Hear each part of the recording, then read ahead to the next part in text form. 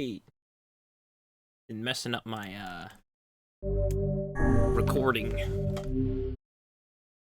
Like I forgot to record last night, and the last Nier stream I pressed the wrong button. Like I've got it right this time.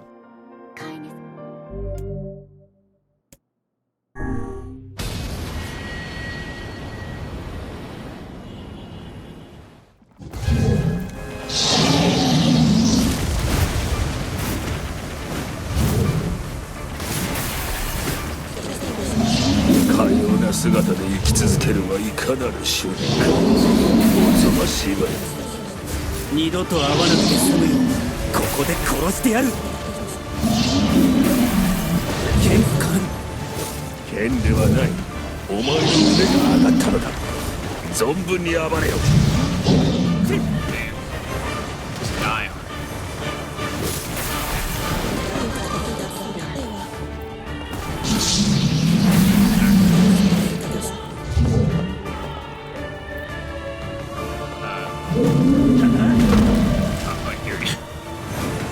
Excuse me.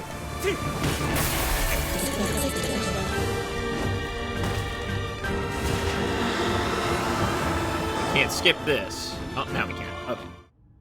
We're gonna be skipping through everything. そうか。よな。さおば。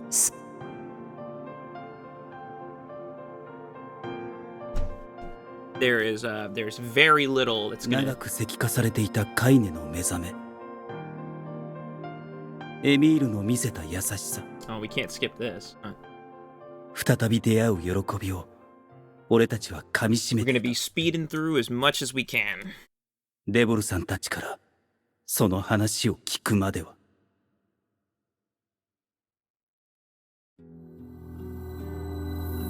なぜなんだって僕らまおのだあなたね私じゃあ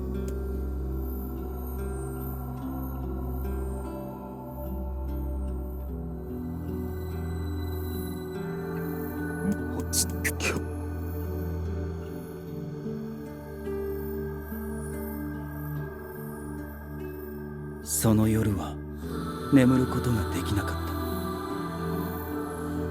た。デボルさんは初めて憎く思った。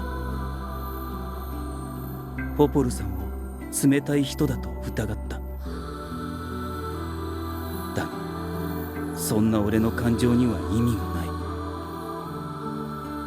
彼女たちは村を第一に考え It's funny because this is right where they start you after you finish A for the first time, and if you go in not knowing anything about the game and you clear the A route, and then this part comes back, and that's when you start realizing, like, oh, it's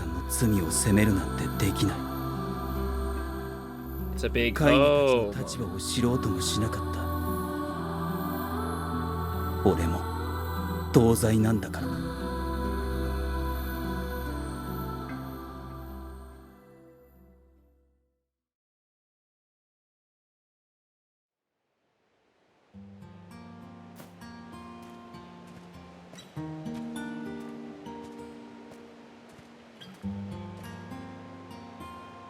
カイネあっカイネさん火がつきましたよ。カイネさんとそうカイネしょおいはいせつらでぼしょカイネわたでどカイネそうだ魔物みんな僕おいもう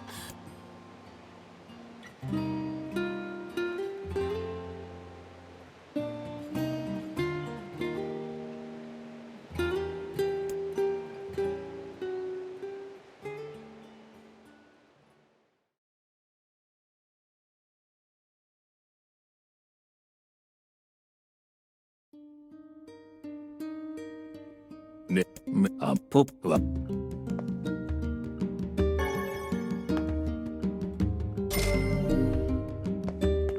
$900.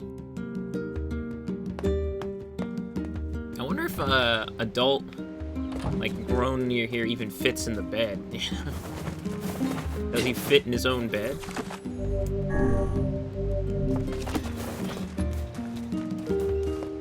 Oh, we can talk to Devla first. いい俺ちゃん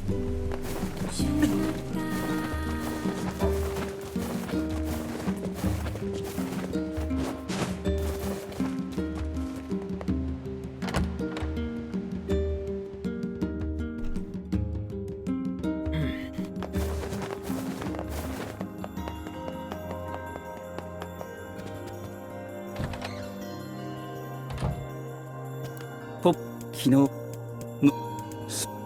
わでいしありがポッほんじゃ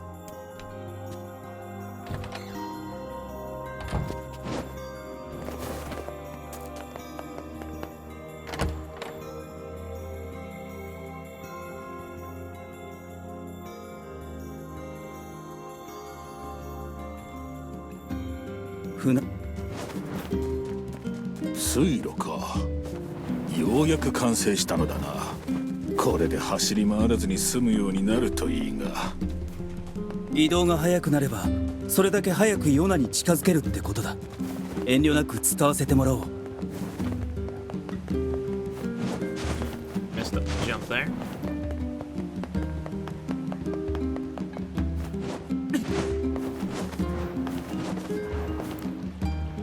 いやあれか仕事ありがとう。Here we go. Well. Alright. Maybe I should like put a speed run timer on here or something. このそ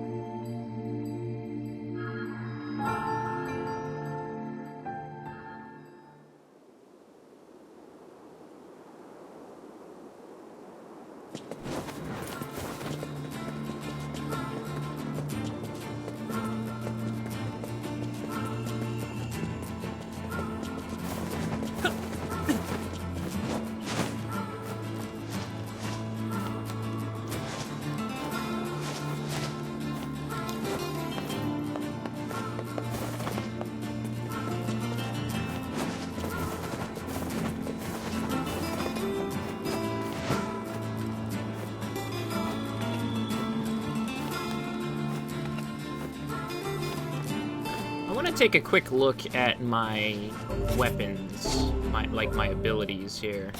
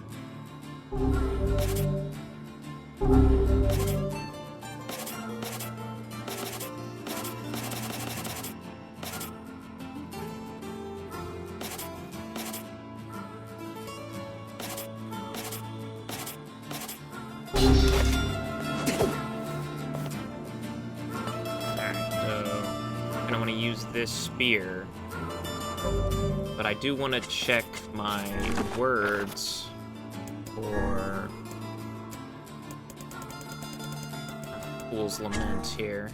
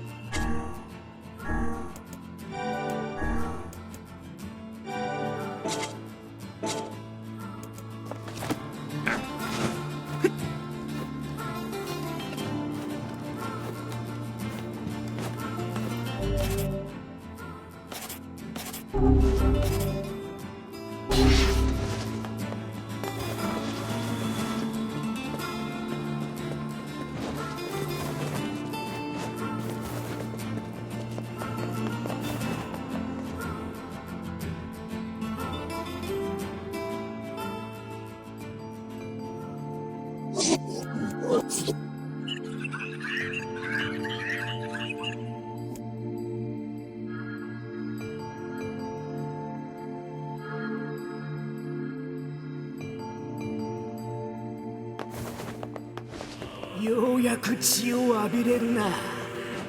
嬉しいだろカイネ。うるさい。話しかけるな。殺しがしたくてうずうずしてたんだ。Apparently, I just never picked up the Lost Shrine map. Okay, that's fine.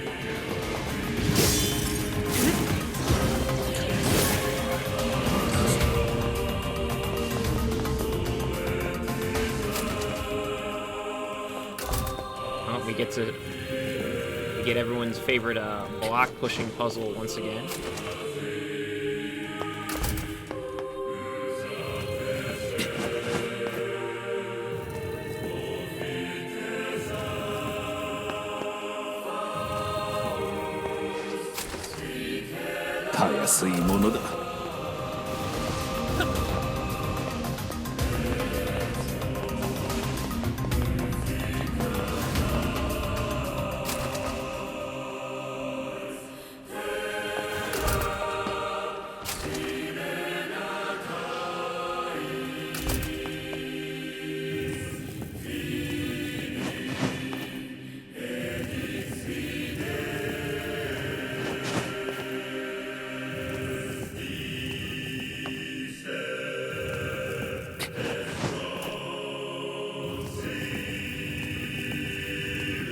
There we go.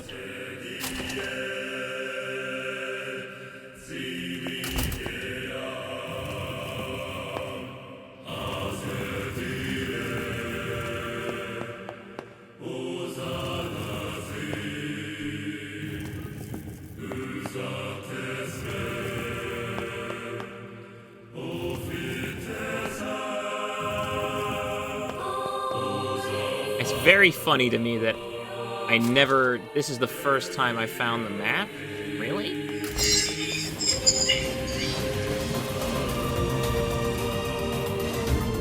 なんだこいつら。何か通常の魔物と動きが違うようだが。体の機能が完璧でない者たち。そういえば聞いたことがある。俯瞰全体の魔物が集まっている場所がある。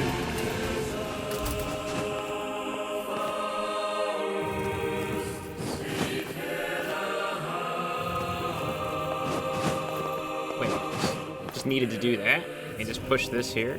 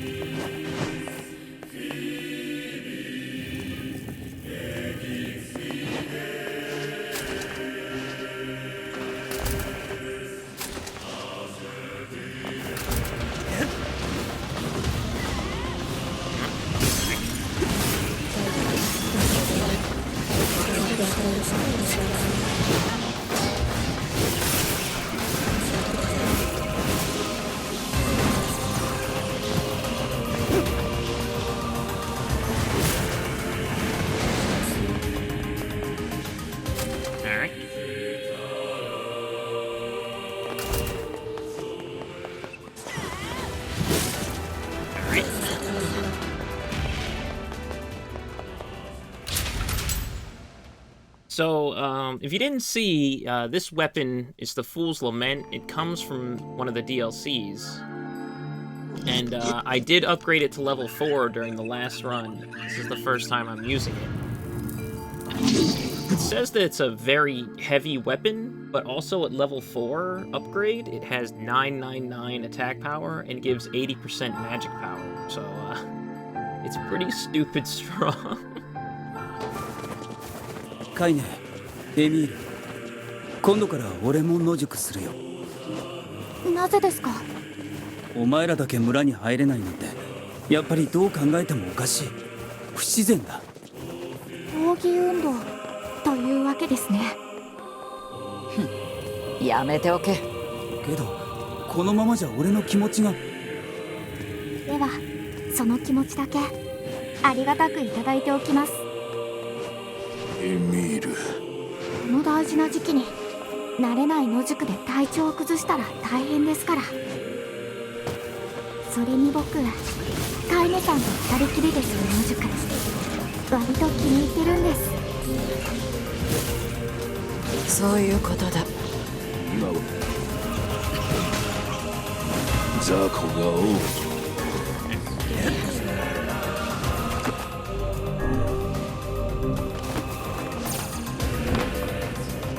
Alright.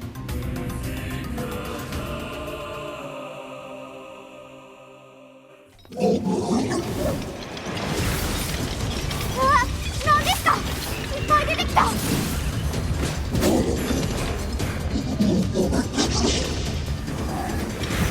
魔物は光に当たると知るぞ。おびき寄せろ。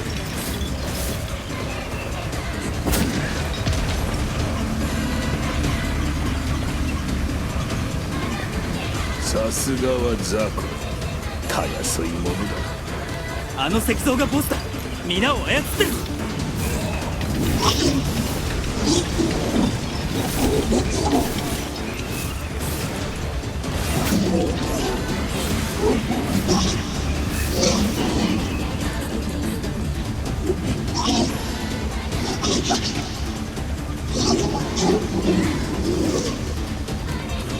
泣かせるね、笑わせるね。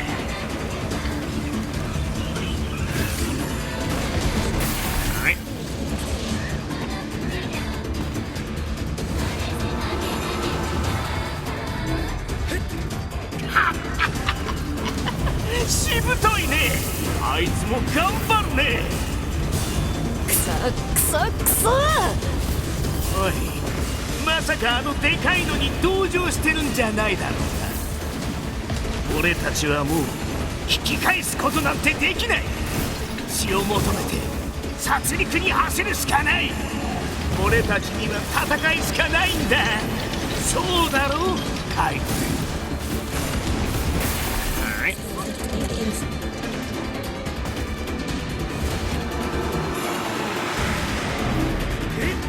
カイネさん。Kinda gets jacked up.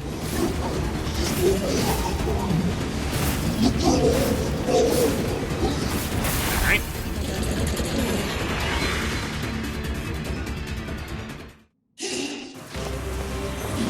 カイネさんの魔物が。叩き落とすしかないようだな。カイネさん、正気に戻ってください。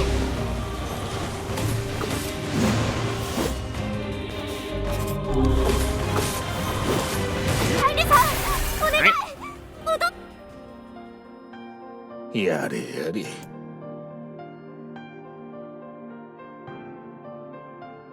カイネ。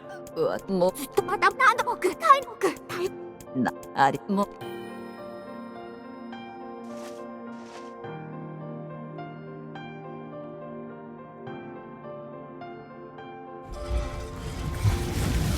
あそこ。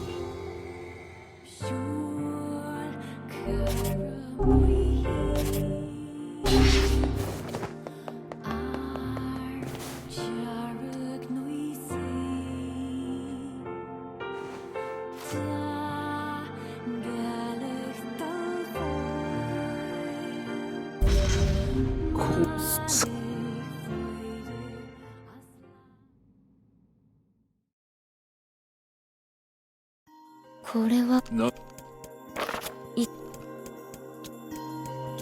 なるかまさいき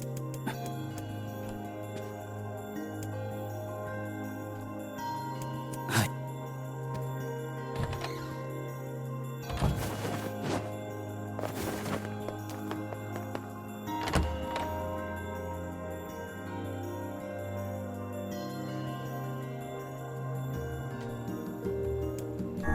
ポポあの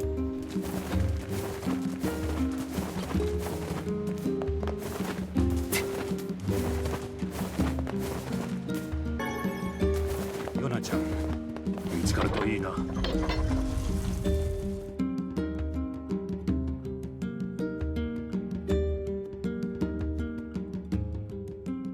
Oh? あいつは村を出たみたいだね。ええ。なあ、ポポル。あいつ、鍵をすべて集められると思うか？集めてもらわないと困るわ。オリジナルゲシュタルトである魔王の居場所が分かった今、彼の暴走を止めないと。まさか魔王が閉じこもるなんてね。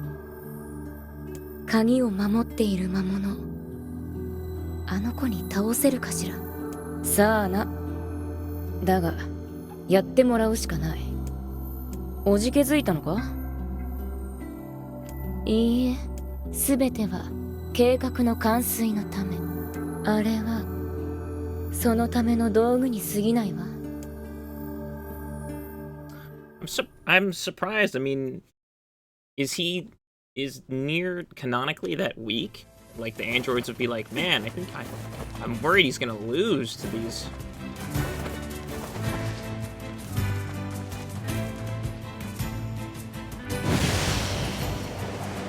Huh.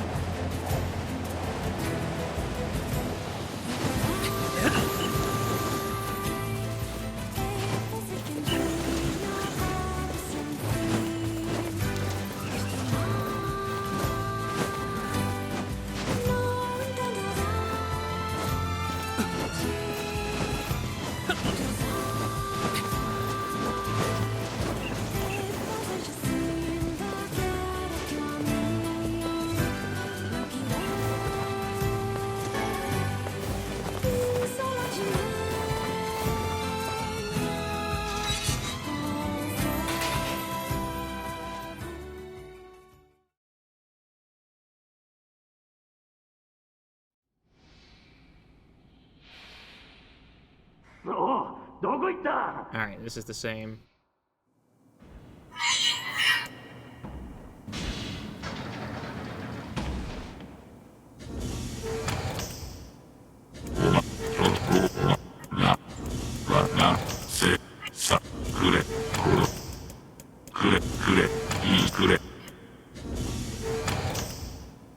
Like how we finished the cutscene before the robot even got to walk in the door.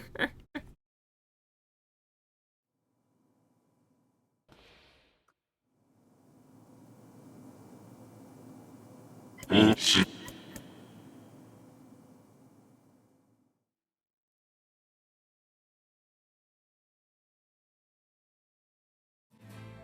ロボット山か。あの兄弟に話を聞いてみよう。何か知っておるかもしれぬしな。やあ、弟に実はそうだよ。いいんです。ちょっと何ですか？この辺りでしかも普通のそういうのが出た。僕はな実は今日あなた白しかしはいならよかった。必要な地下2階、あとわかっ必要な地下2階。わかっところで本日はどんなご用で？ We don't have any Damascus steel. We don't have enough, I should say.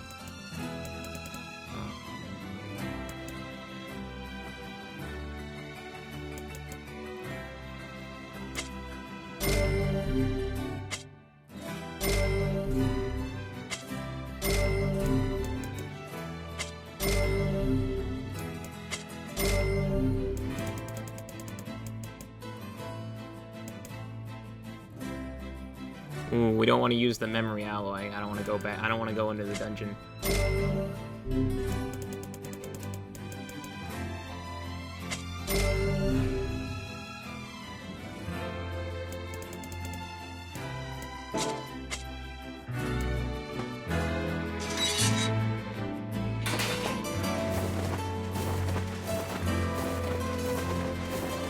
So I think we'll have to go into the dungeon anyway to beat the boss.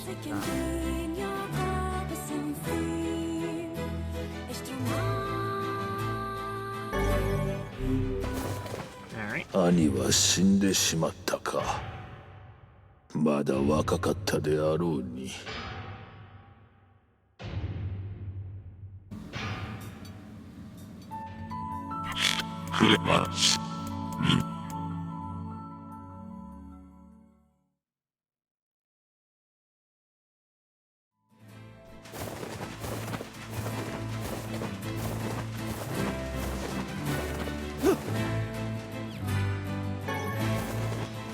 Wrong side. Can I jump over this? No.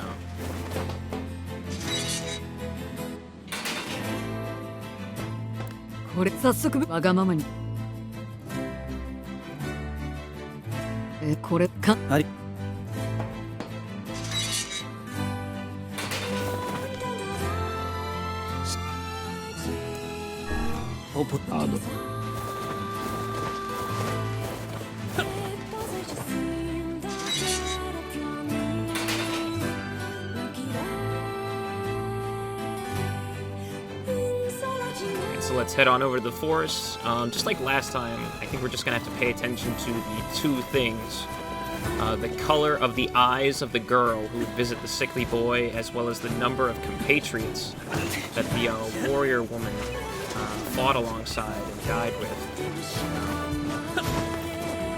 But maybe it'll change up the story, you know, what do I know? It could change.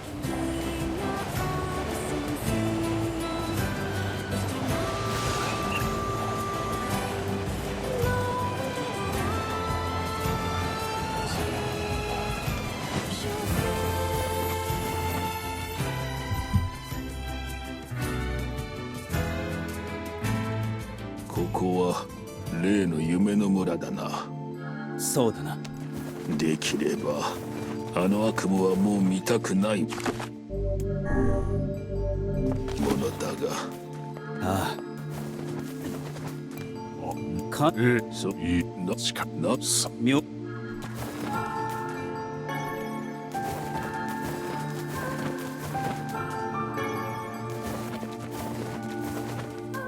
我はこっちはまなんの。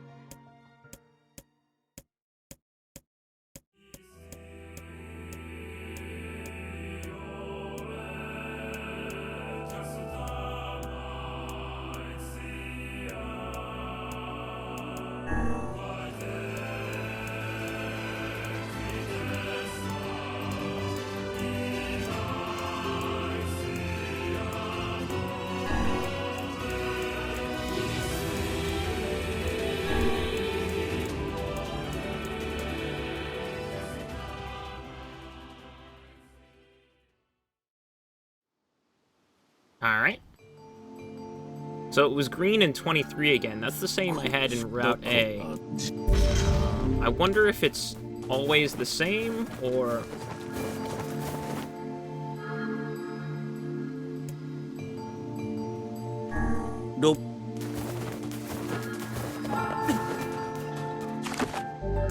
if there's always a chance for it to be different, you know?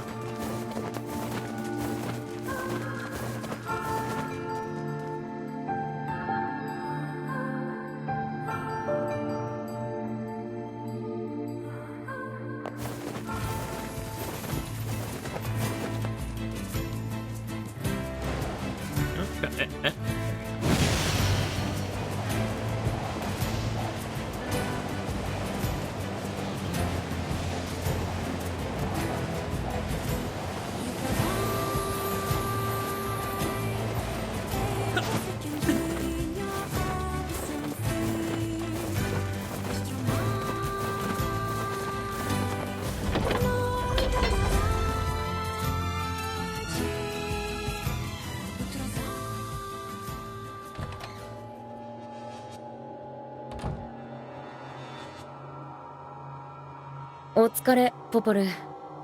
暗号の解読は進んでるか？思ったより厄介よ。それより、デボル。漂着したあの子の様子はどう？順調だよ。もともと、船一つを沈めるほどの力があったけど、さらに成長してるみたいだ。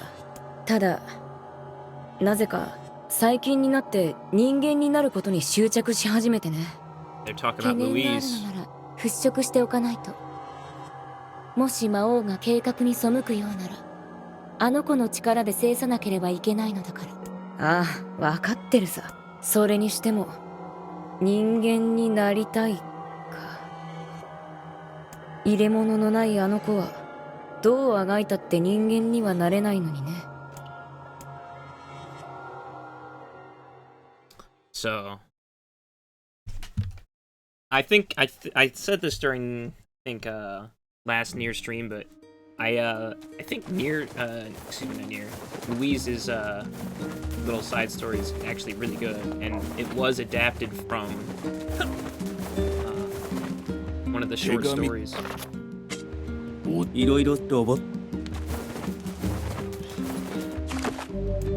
think it was adapted well.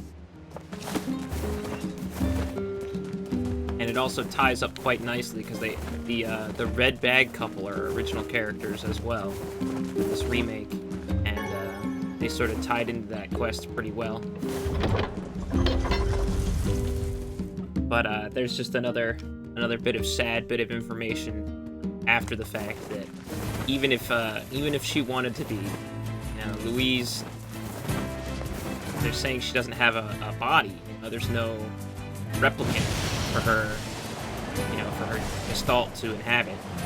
So, I don't know why that is. Like, maybe it's because she came from a foreign land or something. Like, maybe her body needs to be, like, close by. And since it's not here, she arrived on a boat. So maybe that's the reasoning behind that.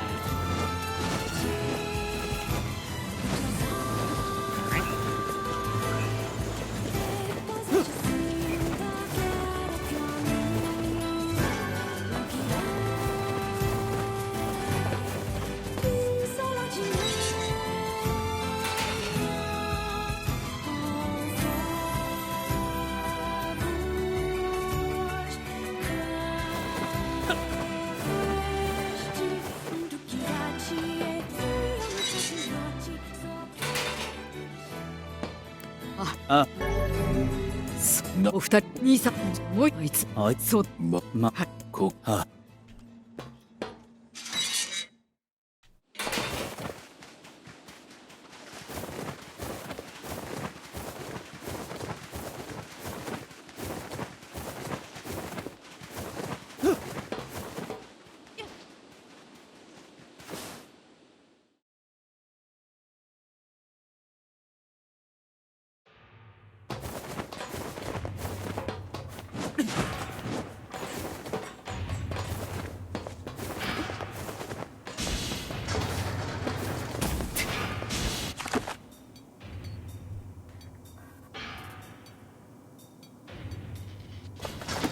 apparently on this floor is actually not a bad place to farm for one of the, for machine oil. So I guess we'll do a quick machine oil check here.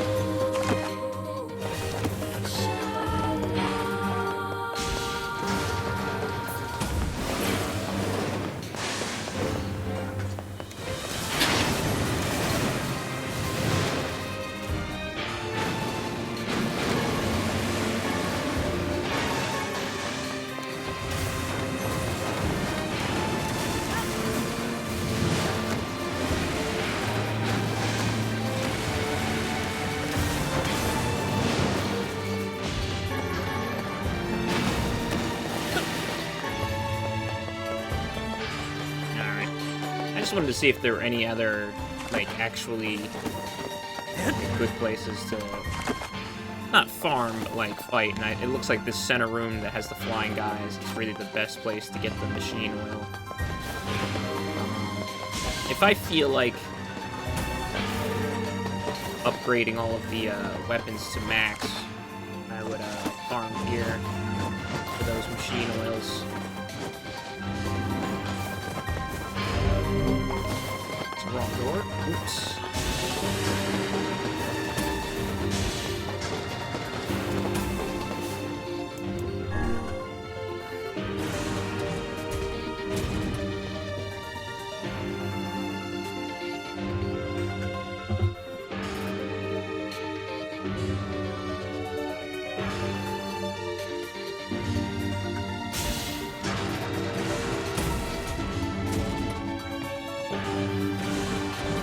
弟のために自分の楽しみを後回しにして兄はそれで幸せだったのか。弟が笑ってくれたり喜んでくれるだけで幸せなんだ。それが兄ちゃんってやつさ。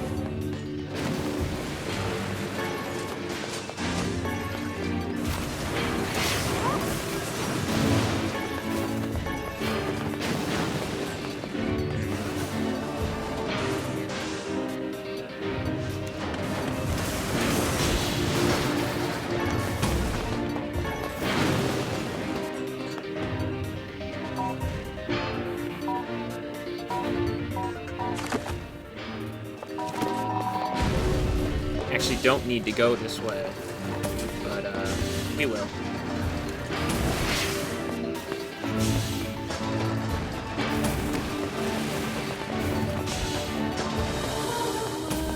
Just to go up here.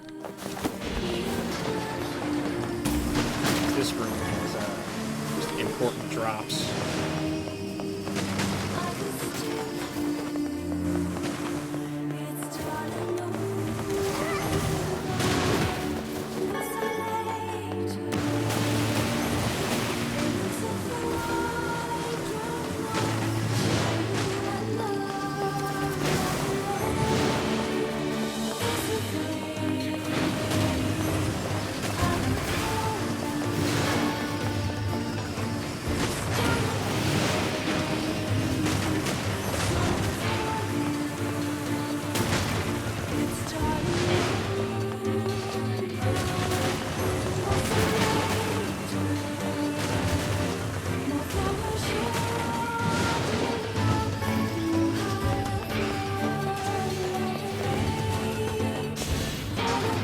Didn't get a single, I think you could get Damascus and Fluorite from there. Didn't get a single one, damn.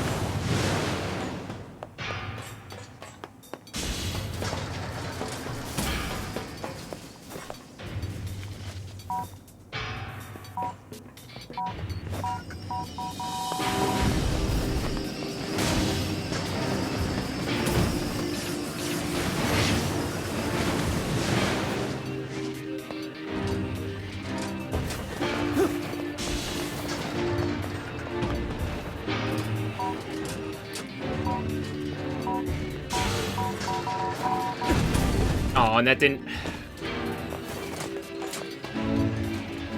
Oh, and the door's closed again. course.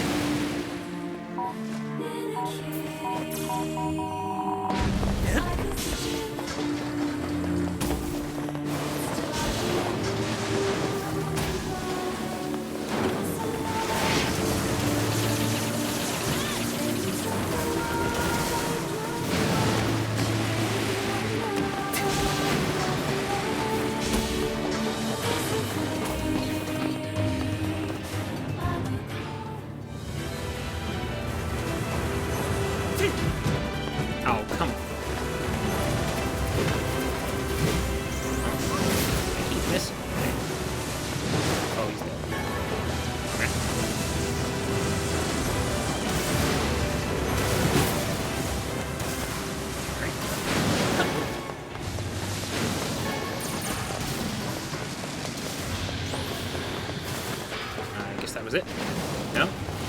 There's still more? Oh, here though.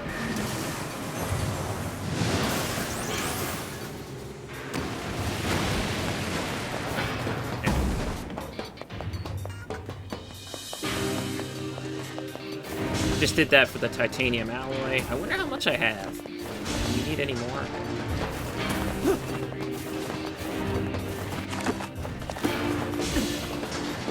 I'll have to check with the brother.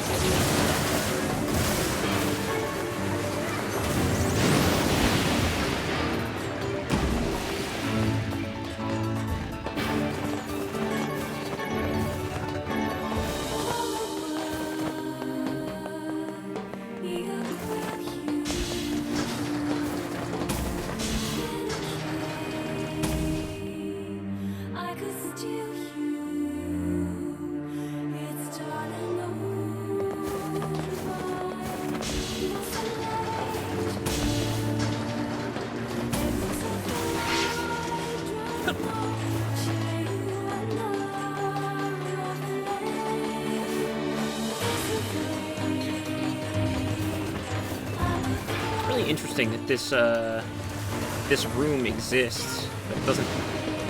There's no purpose to it.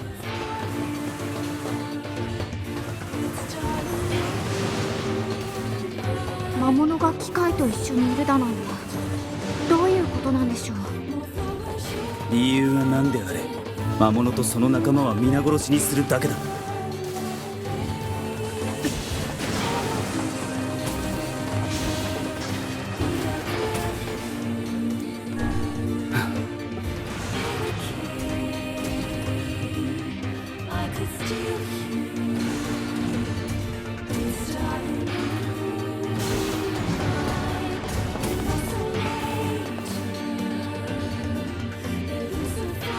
よし、この迂回す。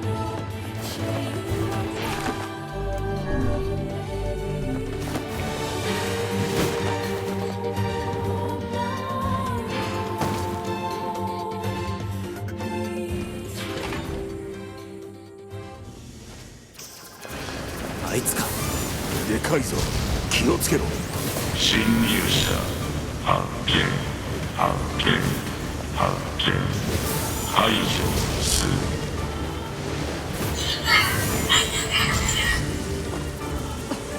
魔物がいるぞ。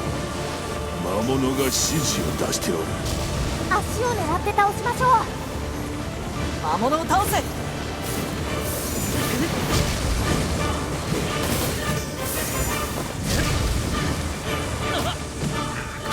排除するするするする。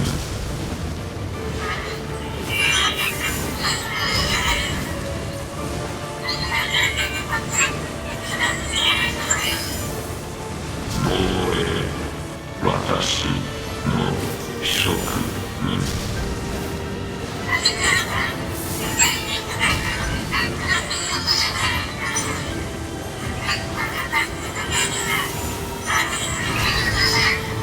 魔物がくそ、あれは魔物だ。魔物なんだ。殺せ殺せ憎み合え。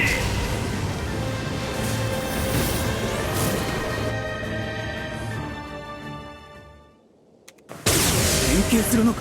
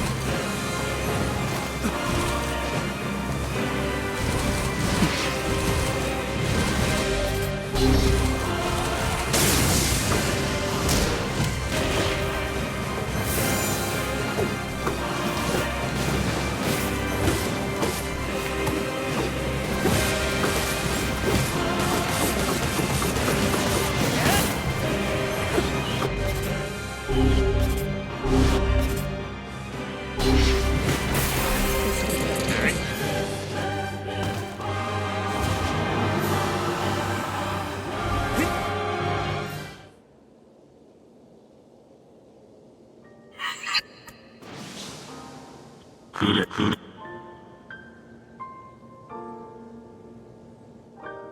お前。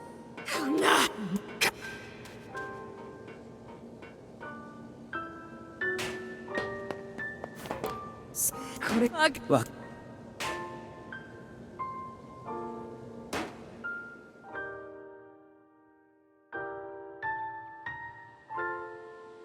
でも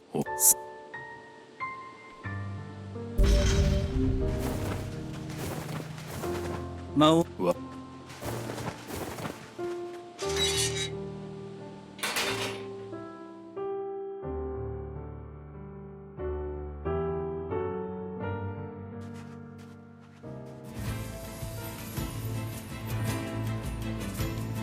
それ魔物が何あおまわちまこいまべもしあり Alright, let's just check really quick. I want to see what items I'm missing for weapon upgrading.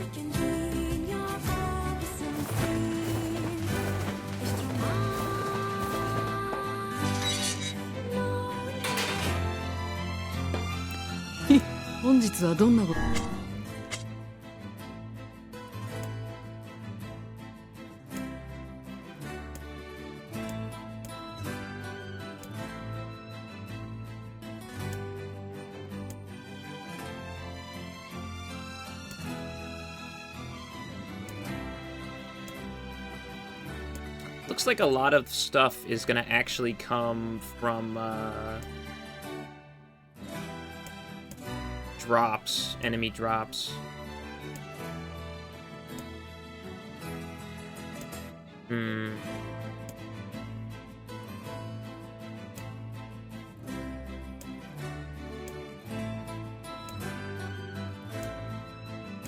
Unless the Strange Thing store starts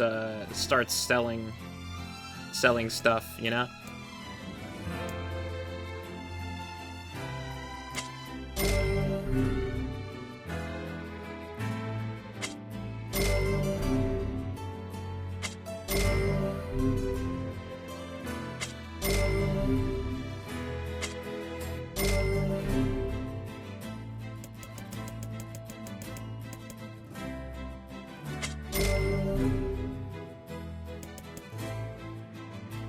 I don't think we have, like, we can buy ore from the brother here, but a lot of these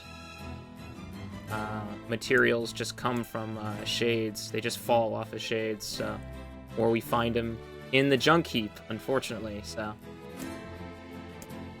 Fluorite, Damascus steel. Like, we can buy ore, that's no problem. We need titanium alloy, pyrite. Plenty of amber. Broken wristwatch, machine oil.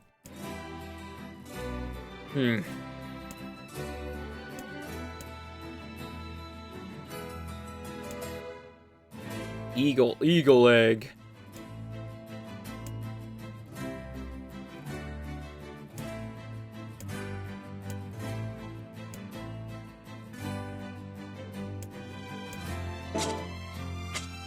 Arigatou. 本日はどんなご用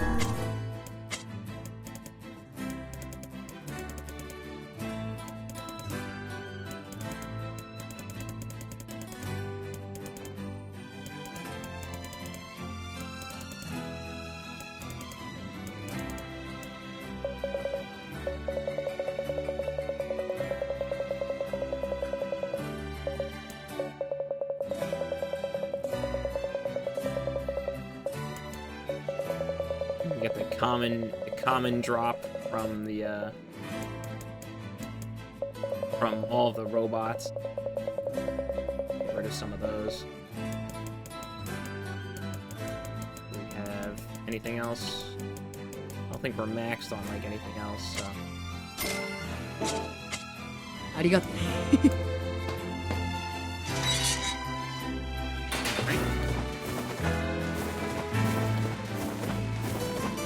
Always a good excursion going into the junk heap.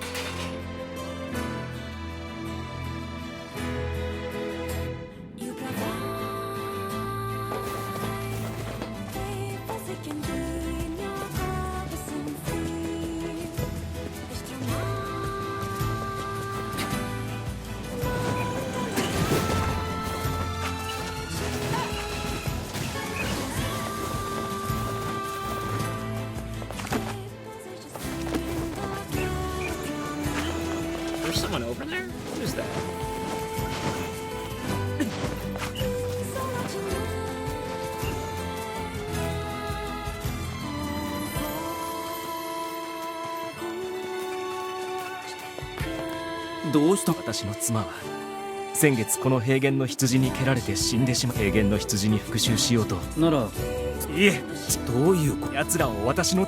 というと、あなたはイノシシを乗りこなすことができると伺いました。そのイノシシで憎き羊の上品な趣味だ。上品かどうかなんて奴らには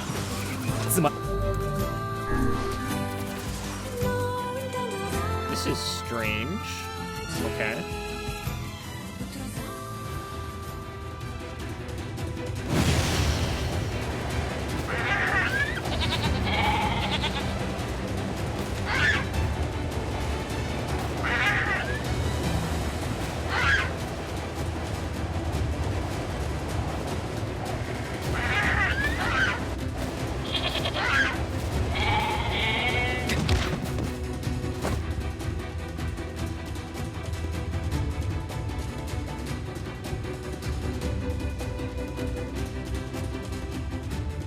どうもありがとう。これは俺。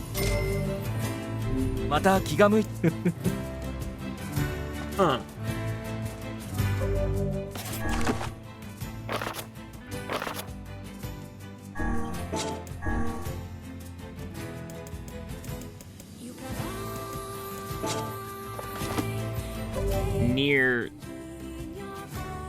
Near sheep killing quests. What? What?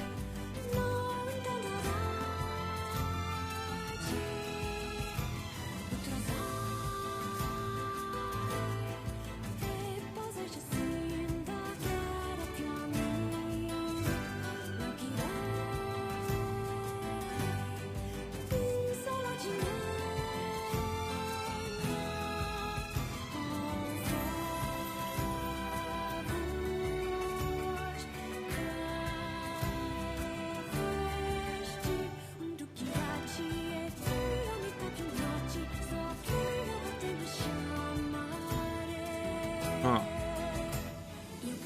Doesn't seem like there's really a reason to do this. I guess unless you, like, are desperate for money?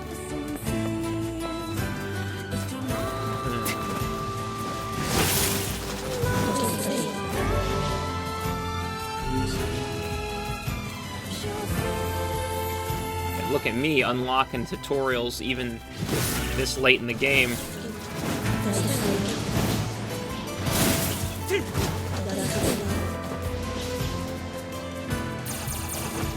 Got excited for a moment, thought I unlocked a new word or something. Nope. It was just a tutorial.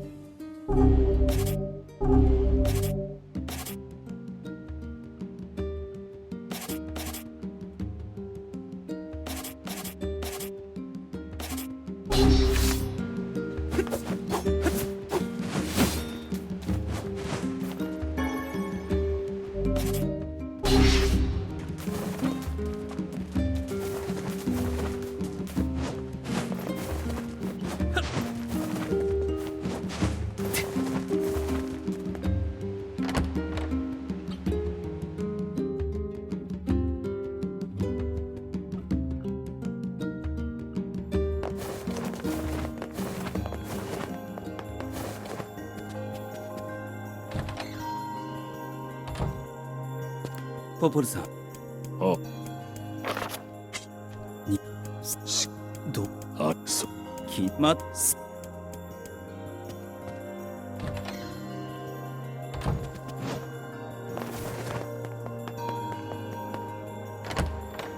Alright.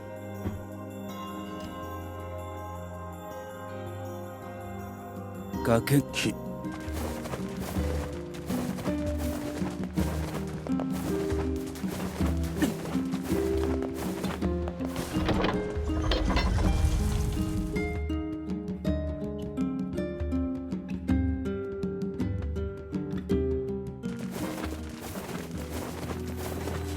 あの村の者たちが店を出すとは、随分と心境の変化があったものだな。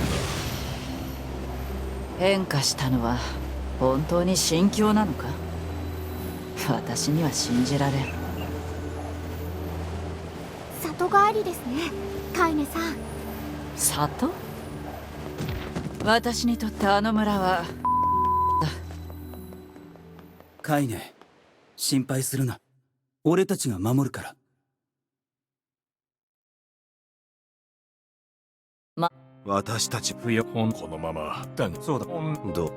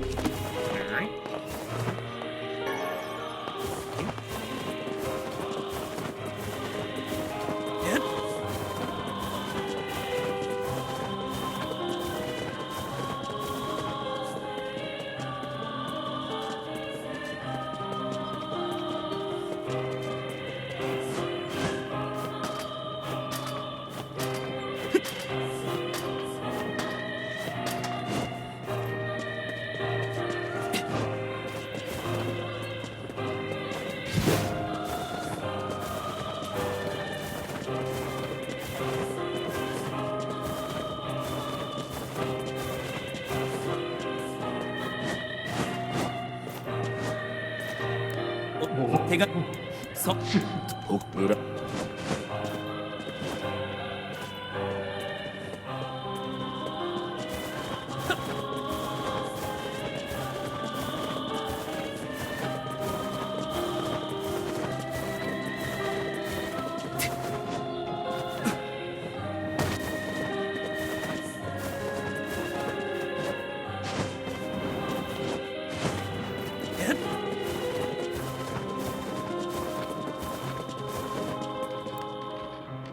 手がなところはそう全滅全滅全滅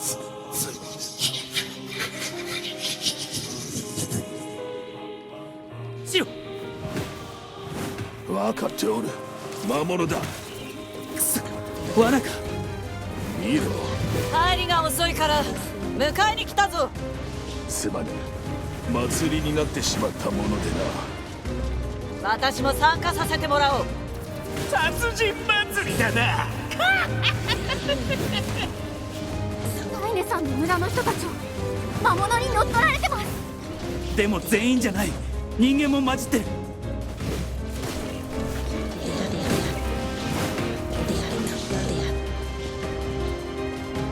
お姉ちゃん、お姉ちゃん。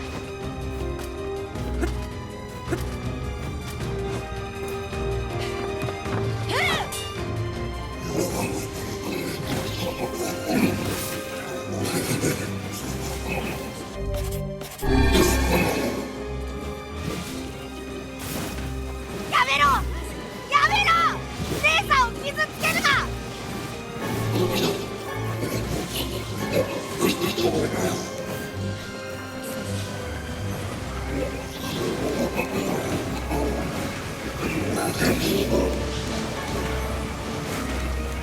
なんだこれは。これでは我らの方が。あちらで村。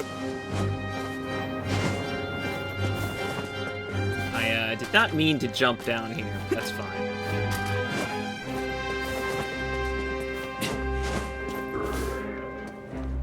What? 誰が人間なんだ。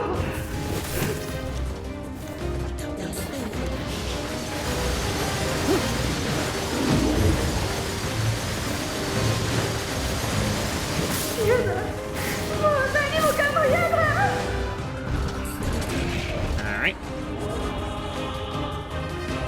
球体の中心から何かを感じるぞ。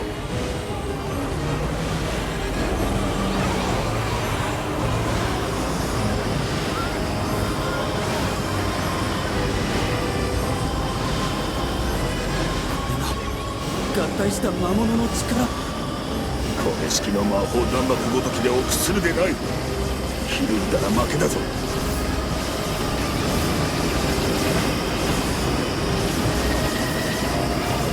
中心から魔力を感じるぞ。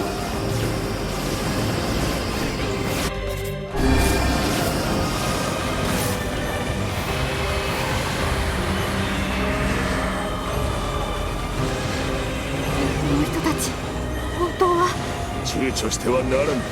奴らはもはや魔物なのだ。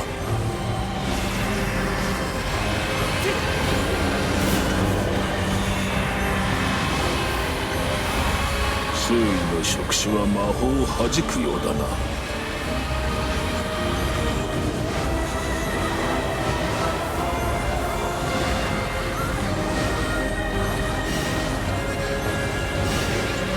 今だ。奴の中心に魔力を集中させよ。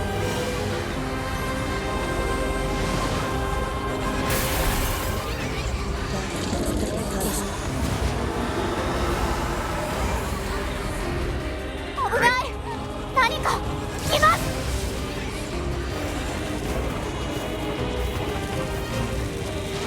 弱点が裏に集まっておるぞ。高い場所から攻撃せよ。こいつを釘付けにします。エミール。エミール、こ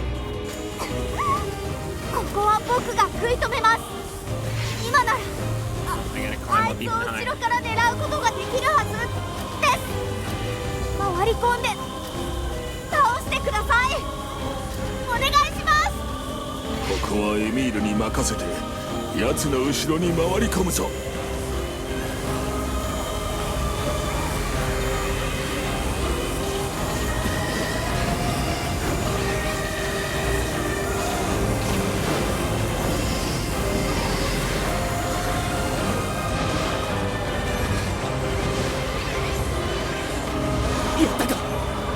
奴は奥に逃げたぞ。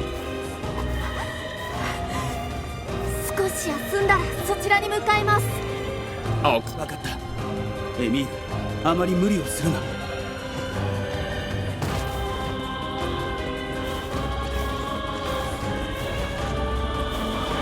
そ、あれだけの攻撃でまだ動けるのか。合体した奴の生命力は侮れぬということだ。僕と一緒にあいつに力をつけてください。分かった。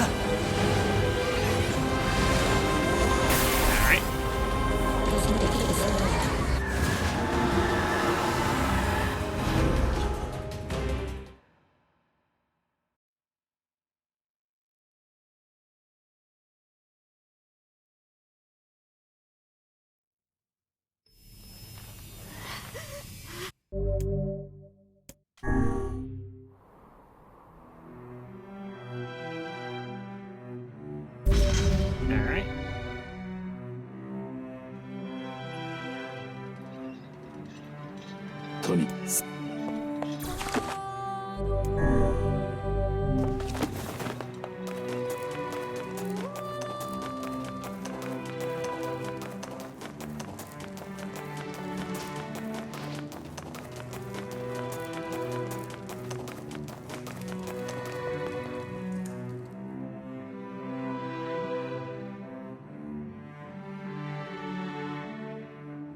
魔王の正体に分かった。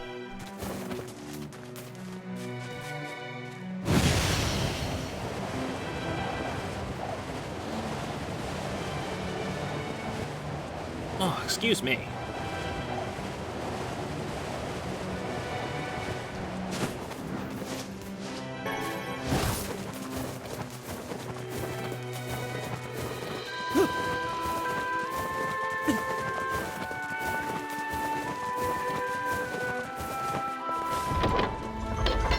Alright, so I think Louise is next, right?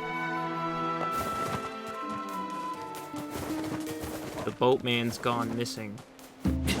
Then we have to run to seafront, run back to here, run back to seafront.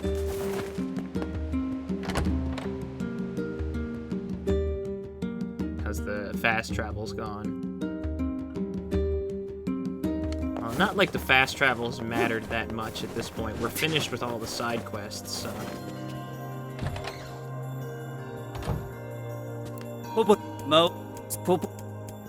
わかり。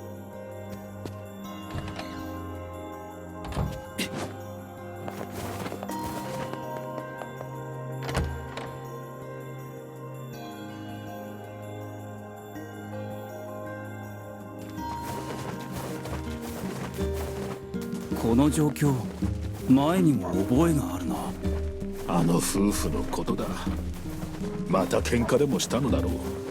今度は喧嘩に巻き込まれぬようくれぐれも気をつけるのだぞ。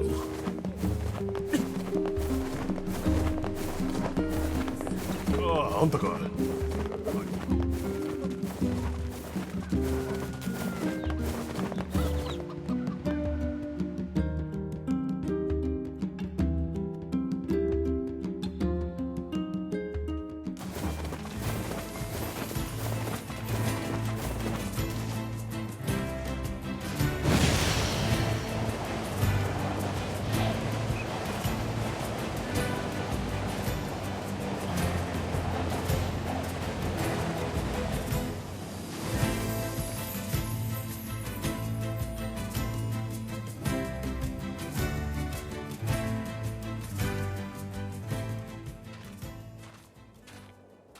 やれや。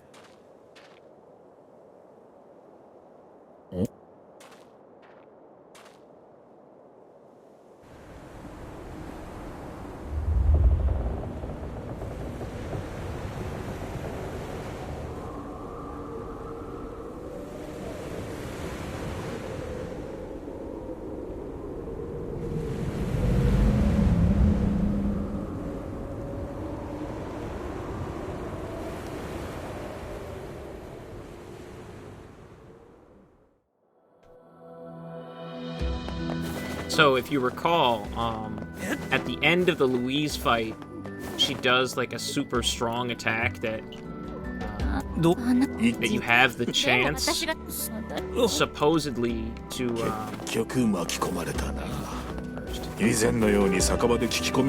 like has the death clock or whatever you want to call it, like the HP bar that's also the clock. And the first run, it's like, oh, it's clearly impossible, and then the second run, you definitely kind of get the feeling like, huh, I wonder if I could have done it. And I don't know if that's just like if it's based on your strength at the time, or if it's just like scripted that way. But supposedly this time, we're actually going to be able to defeat Louise before she gets unleash that attack.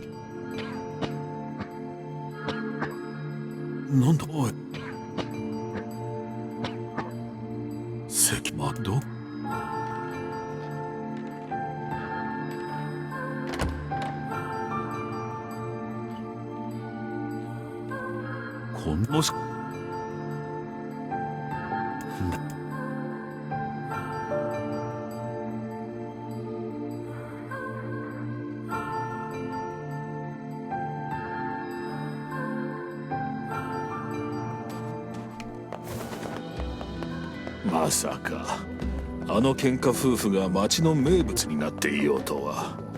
驚いたな。でもなんとなくわかるよ。あの喧嘩っぷりからは元気をもらえる気がする。正気か？我はげんなりするが。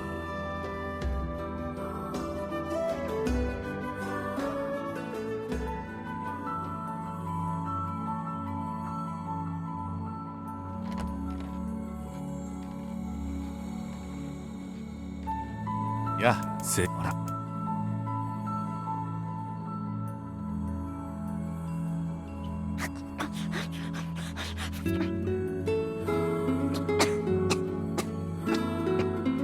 ほよ、誰な、いや、名前。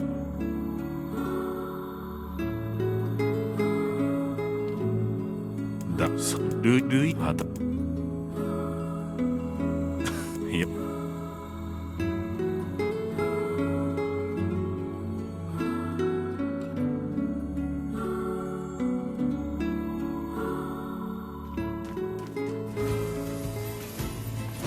そういえば前に奥さんが家出した時も南平原を探したな。そうであったか。あれからいろいろなことが変わってしまったけど、あの夫婦みたいに変わらないものがあるってことがなんだか嬉しく感じるよ。あの夫婦はもっと成長すべきだと我は思う。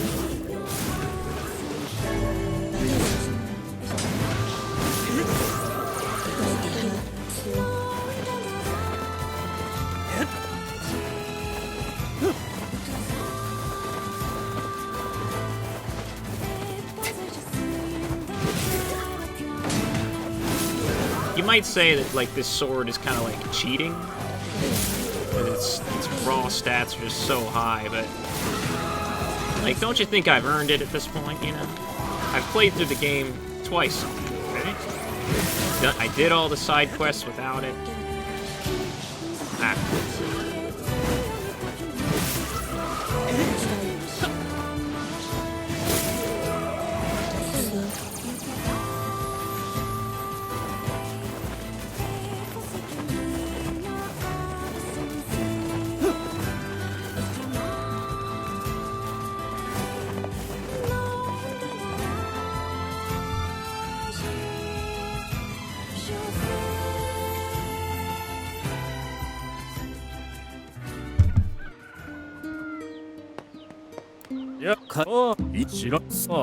Yeah.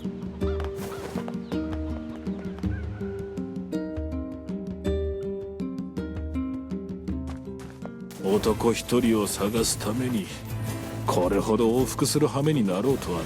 Big boy. たまにはこういう人助けもいいじゃないか。嵐の前の静けさでないことを祈っておるぞ。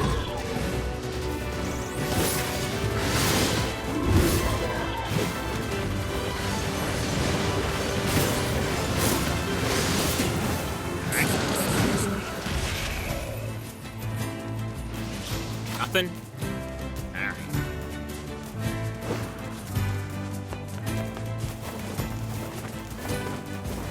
そういえばお前は手紙を書いたことがあるのか。あるけど書くのは苦手だな。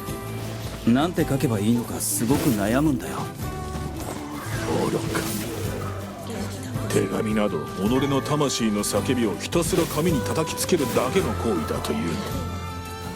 分かった分かった。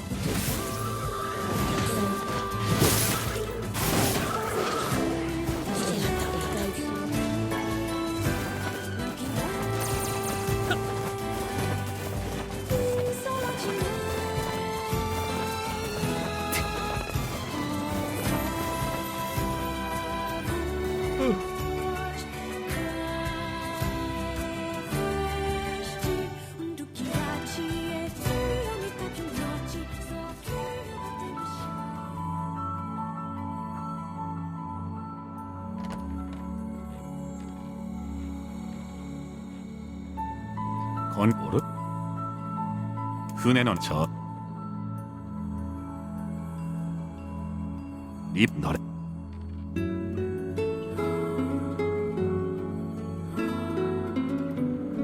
お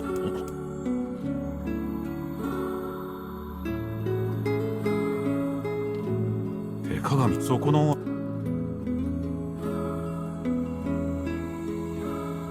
なんだそフライブツな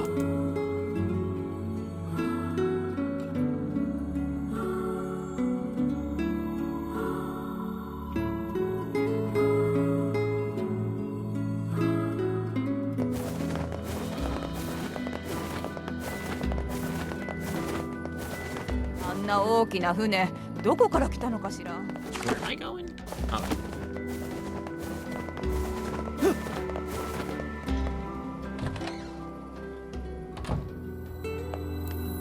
Oh. お、そうにも君もはそういそうもしかなり。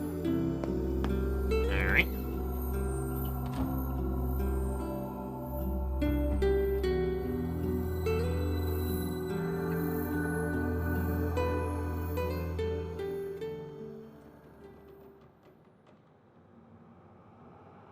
や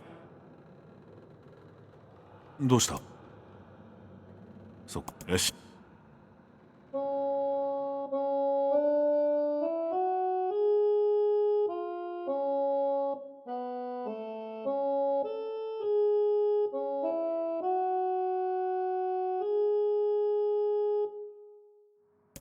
歌はだけ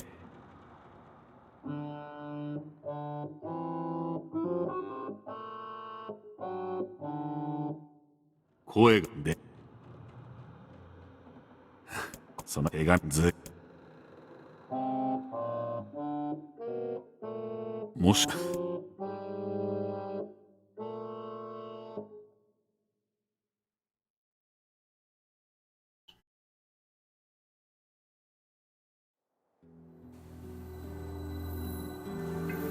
あいやかいも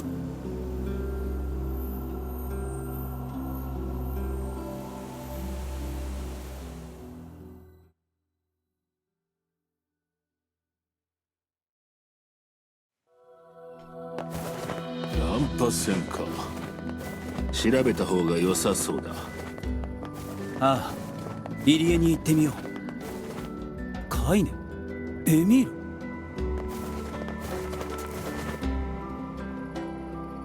どっちかいあしかいや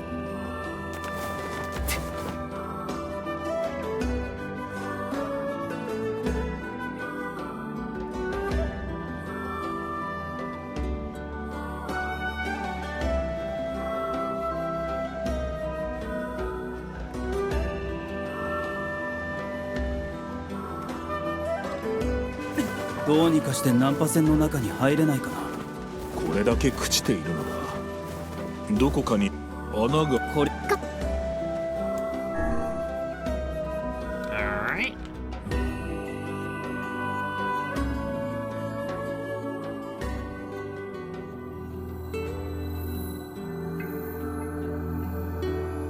そうな。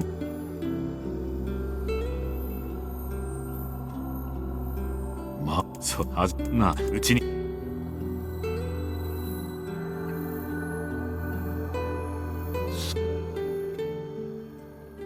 のこま。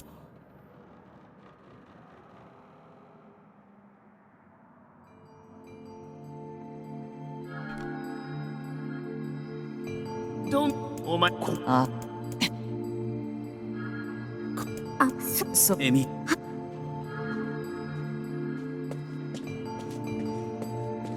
薄暗いな。ここに町の人たちがいるとは思えないが。鍵他に手がかりがないのだ。探してみるしかあるまい。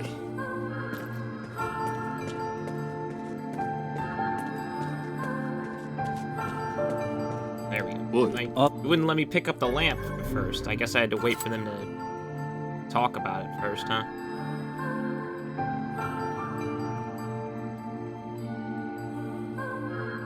What you?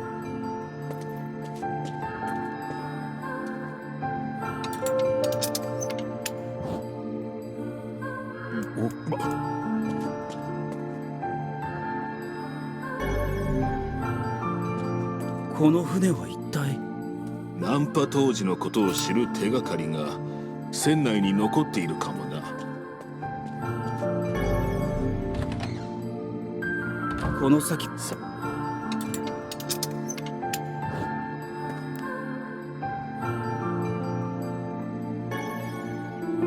リンゴス太もく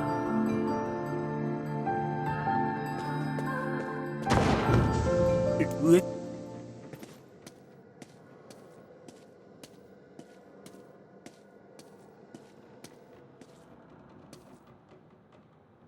たるむすうわこ船だこの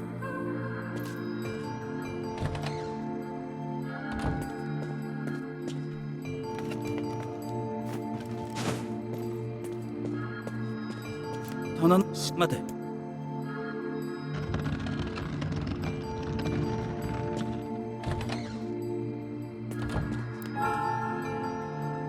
棚おい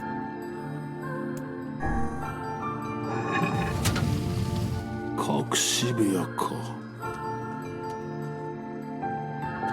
大きいいやこの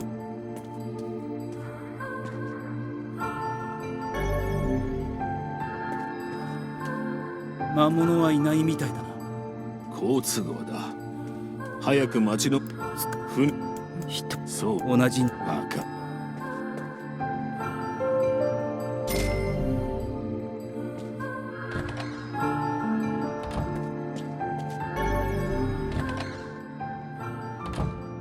な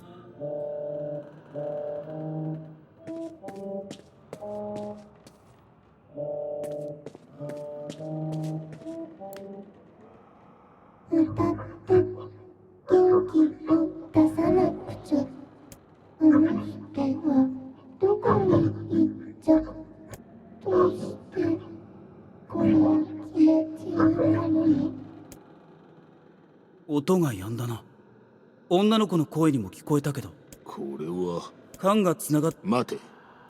どうやもっと奥。ランタンのおかげで随分と奥まで進めたな。そうだな。それにこの明かりを見て、これは船が化け物が他の船員たちを。これはわからぬ。まだ他の船員たちの悲鳴が止んでからは化け物の足音が聞く。この船員はそんな状態で数週間ここに隠れていたみたいだ。船員にとってもう少し何ページにもわたって。文字が徐々に赤黒くなっておる。もう日記を。続きを読んでみよう。あれ、急にページが破られてる。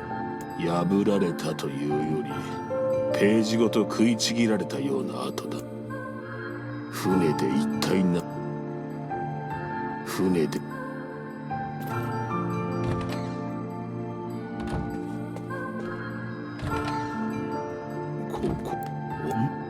ライス大物。そう。ああ、旦那さん。そう。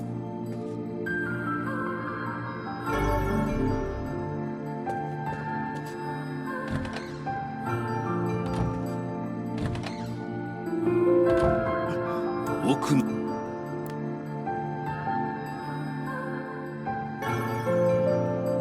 ともかくこのThe sword glows. 落ち。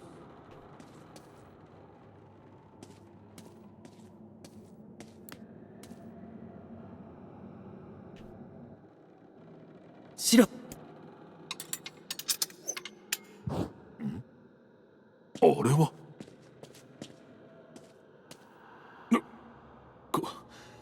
この死体は町の者たち。嘘だ。押してくそ。カイネがもう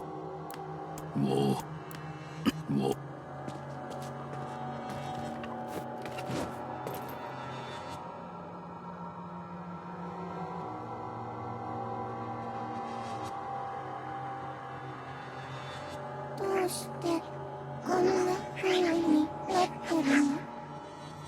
話してか書いちゃったのは。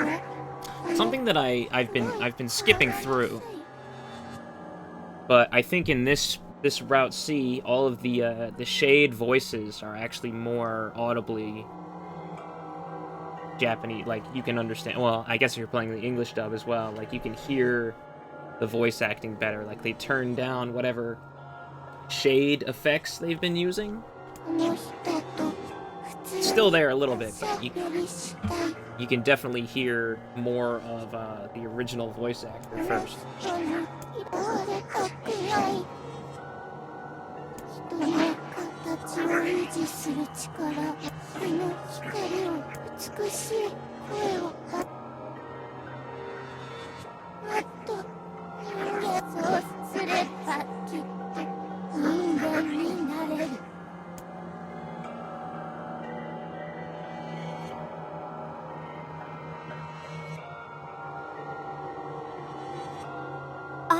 Emil、そうか。どこ？いや。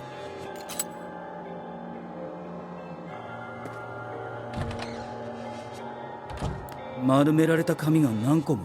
どれも同じ文字が書き。手紙。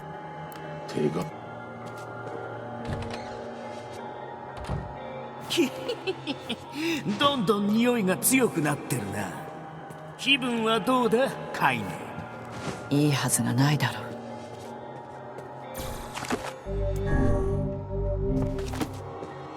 ここ町の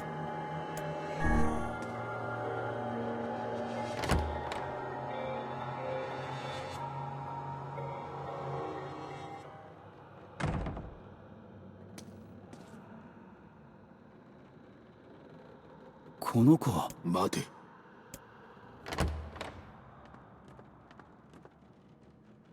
こいつこの魔物はヤバい代物だな。この圧迫感ですら奴の吐息程度でまさか。あれ。はあ、外つかほ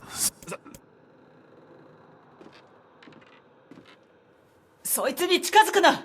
そいつは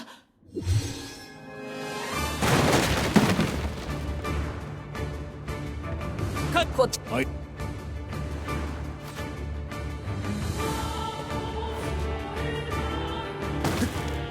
船ば邪魔だ。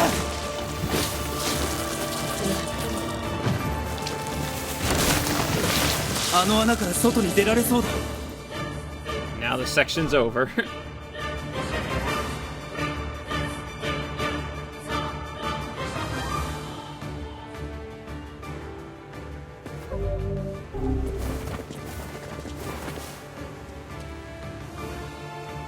Hi. あ、こ今。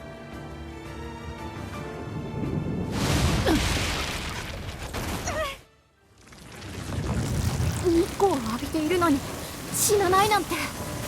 いや違う。確かに奴の体は光で焼かれてる。しかしそれを上回る速度で再生しているのだ。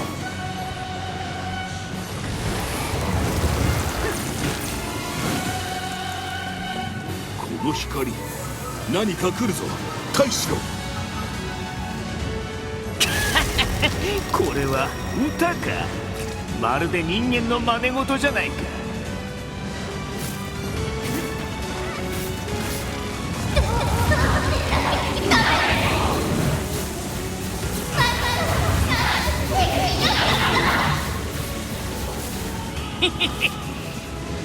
どこで何を吹き込まれたか知らないが、俺たちを空気満々みたいだな。顔のついた触手を狙うのだ。止まるな。もう一本も切り刻むぞ。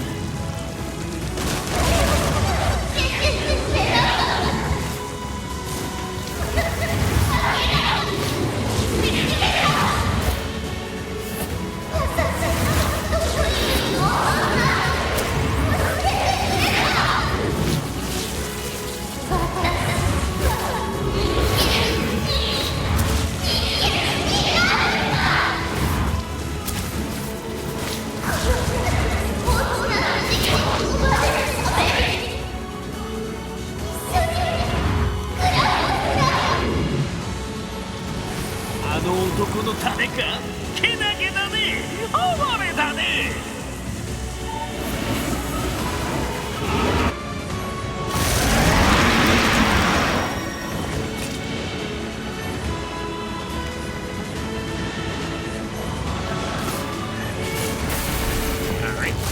今だ。一気に畳みかける。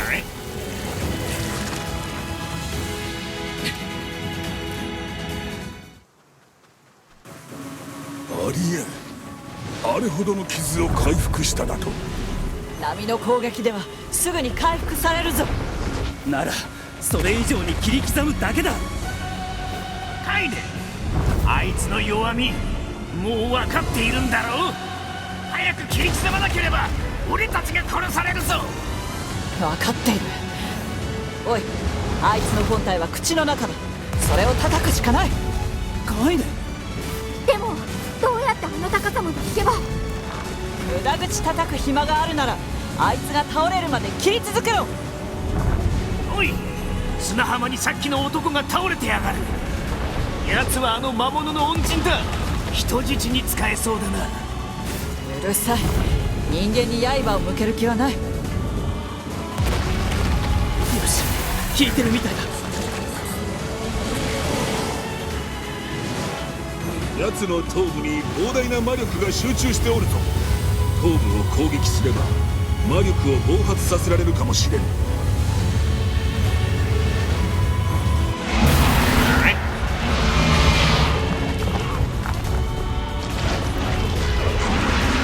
So we've beaten her without her using her special move on us.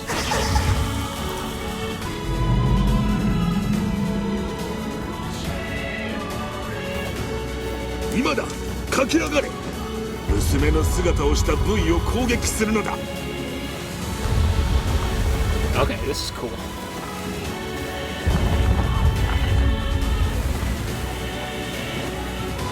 魔物の本体は口の中です。急いでください。I'm trying.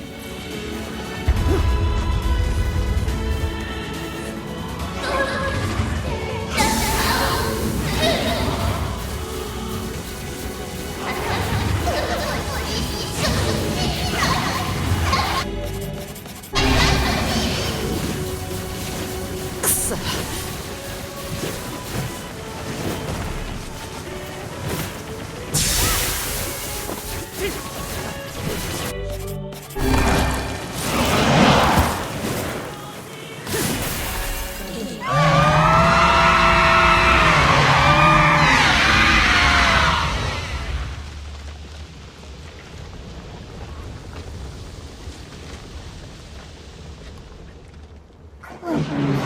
That's the same. Wow. Okay.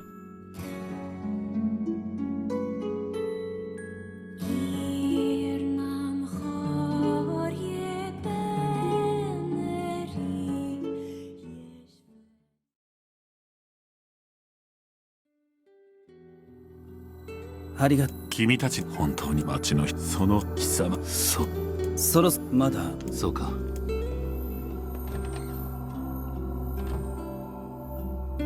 それはどうして答えねえ、まさか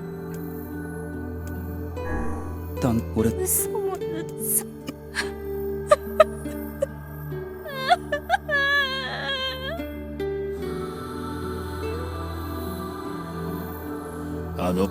気を。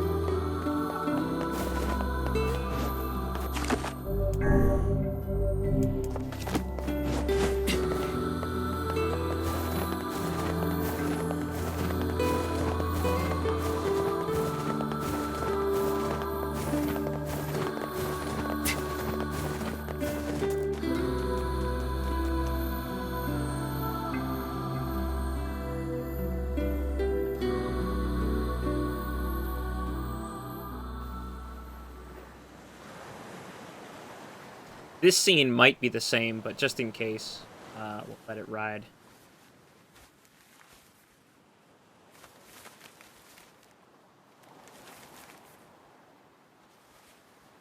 なんだこれ。手紙。あいつが配達員に宛てたものだ。汚い字だな、おい。手本を見て必死になぞったんだろう。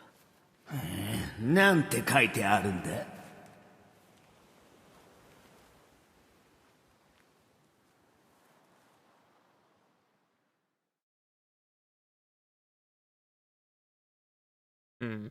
That is different.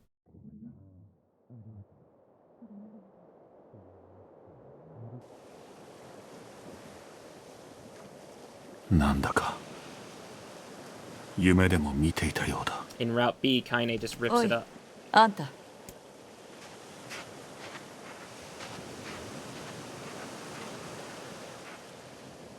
あなたは私に何か言おうですか？ほら。手紙？ナンパ船にいたあいつが書いたものだ。ルイーズが。ありがとうってなんだよ、これだけ教えてやったのにこんな汚くて一生懸命な字で。どうしてあいつの笑顔が頭から離れないんだ。あいつの歌が耳から離れないんだ。たとえ人を食っていたとしても、化け物だったとしても。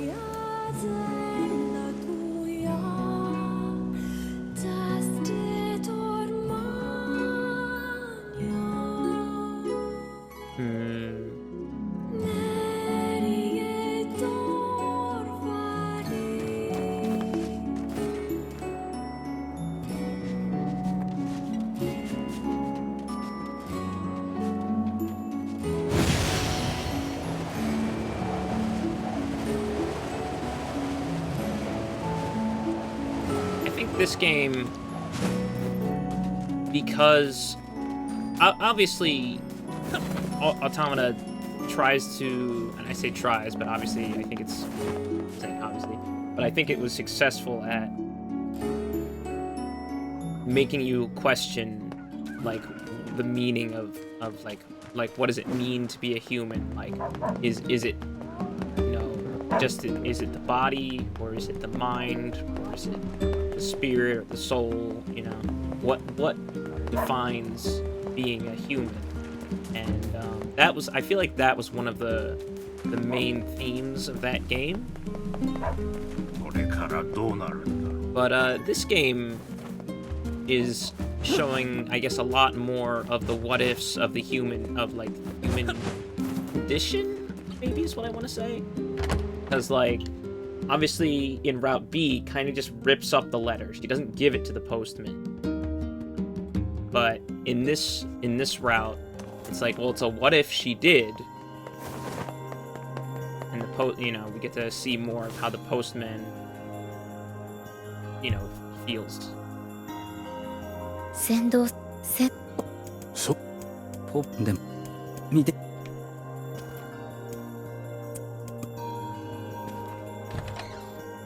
Alright.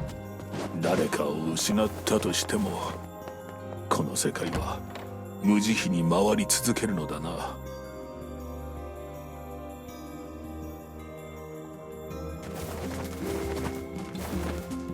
So now we are coming up to the part we were just at not yesterday, but the last stream here. Check our mailbox here.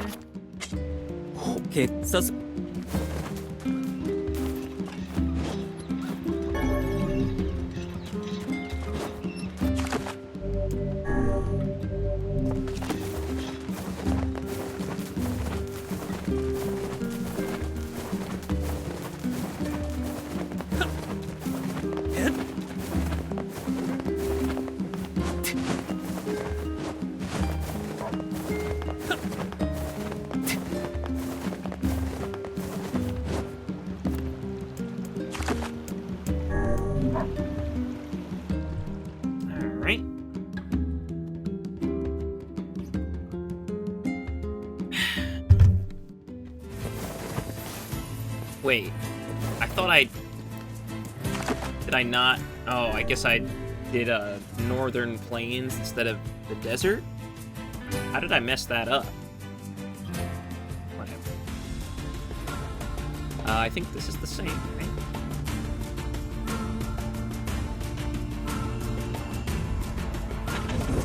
Yeah.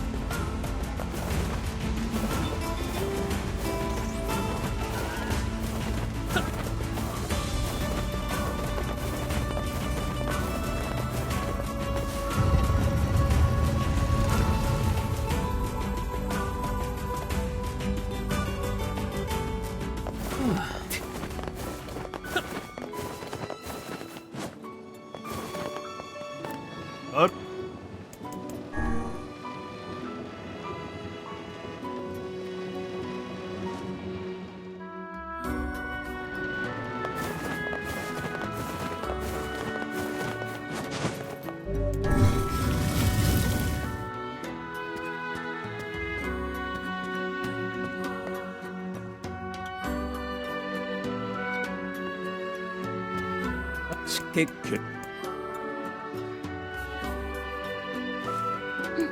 もしそあ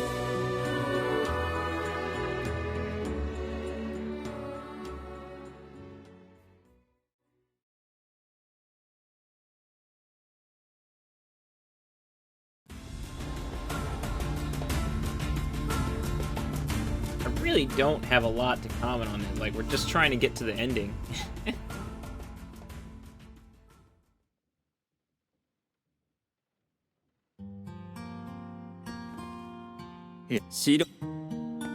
止めてもらうか結構この辺わ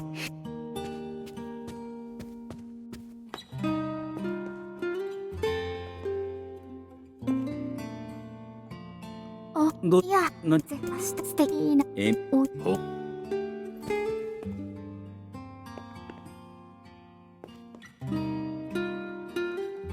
そう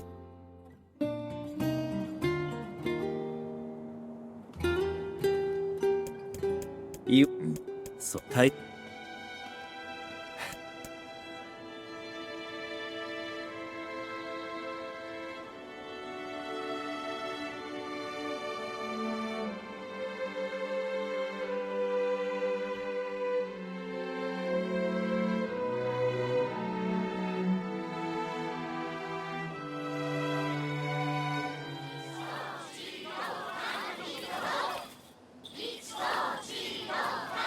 いいですね。結婚式花が舞い人々が祝福をくれる晴れの舞台。憧れちゃうなね、飼い主さん。知らん。おお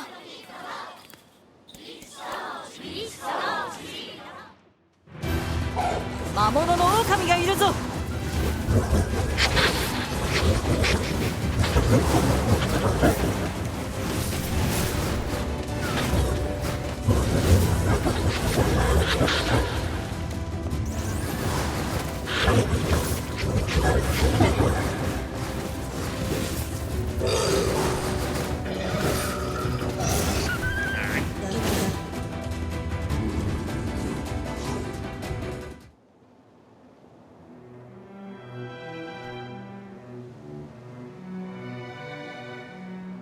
おあいほそたとさばく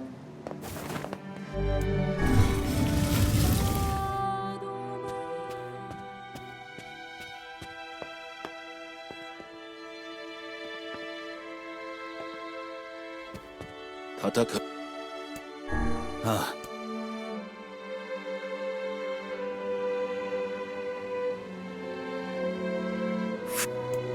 おバカおフィもい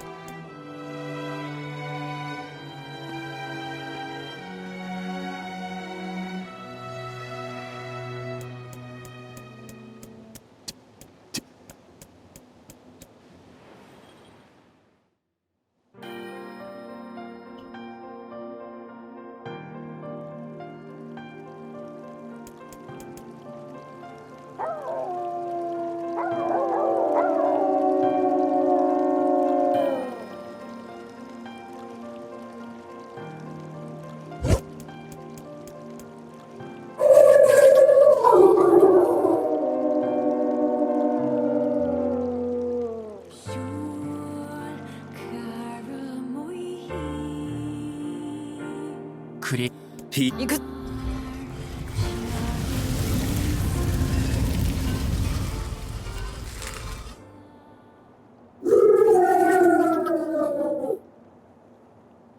ィアトゲイが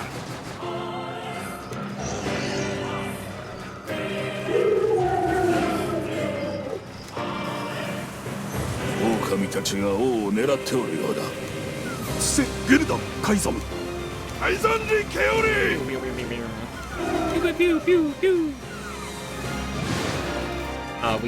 We can't loot their bodies in the middle of battle. 次から次へと飽きぬことだ。狼たちの怒りはどこからやってくるのだ。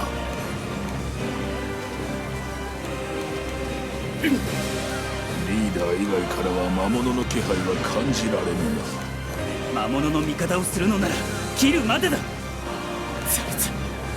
ザルツ、ゼルガン、使徒と覚悟。Here he comes.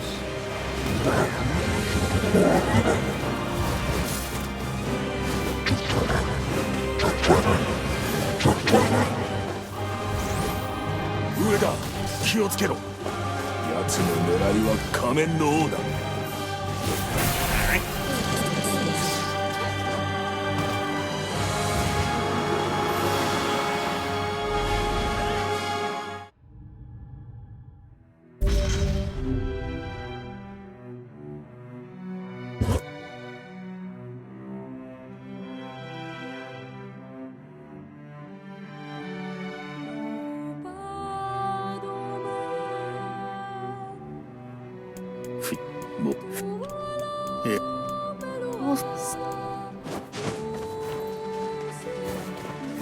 これで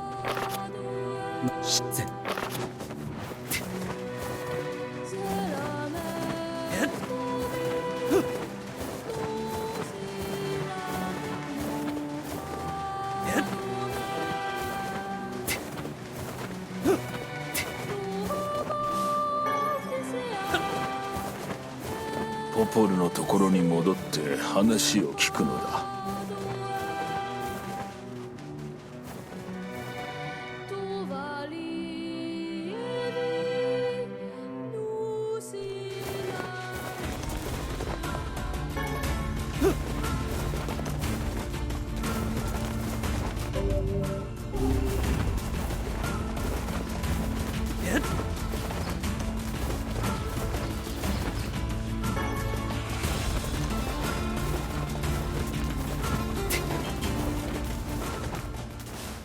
I didn't get an achievement for, どうしどすかいなよい。おい。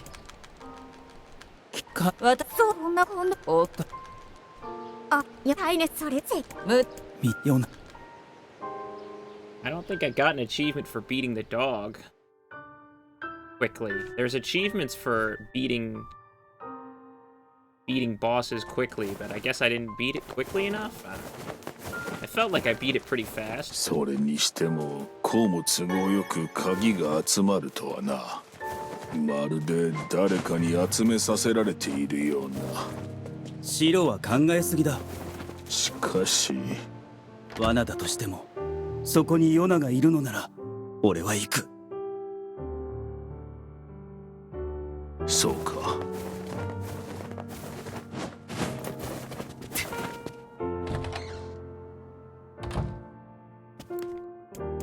かな。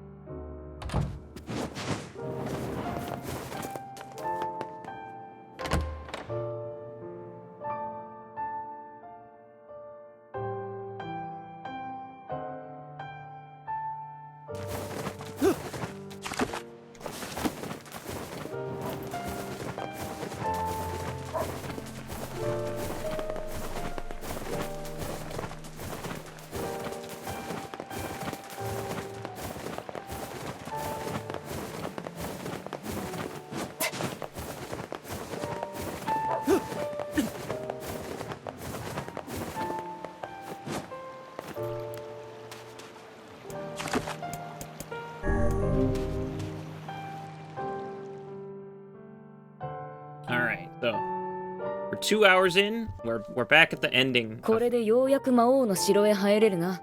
そうね。彼に魔王と対峙なあ、ポプどうか。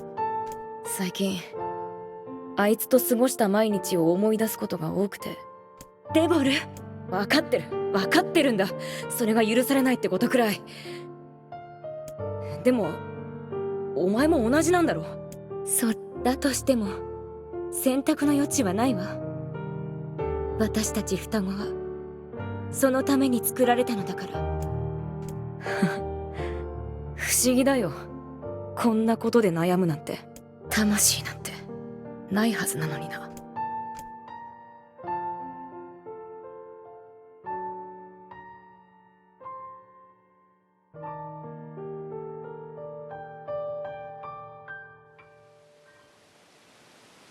かな。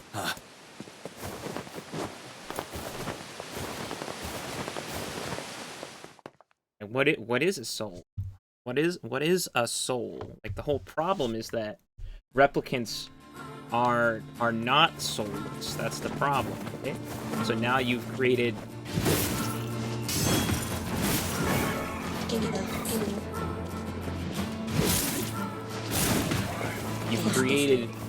spare bodies.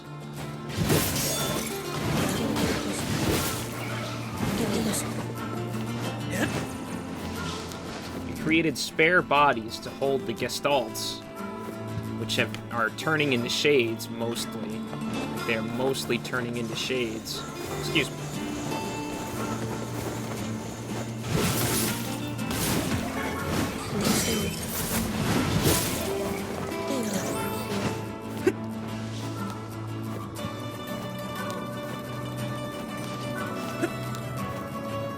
But the replicants have formed, you know, their own souls, basically. So now you have two souls.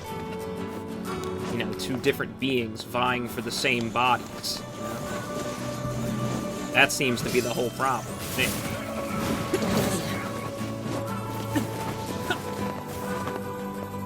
Alright.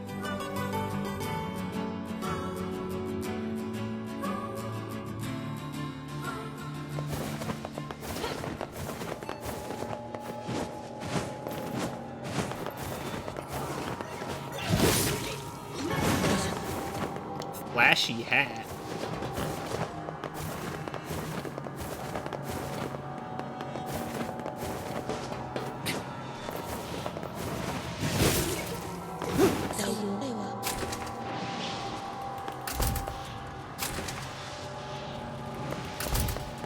Excuse me.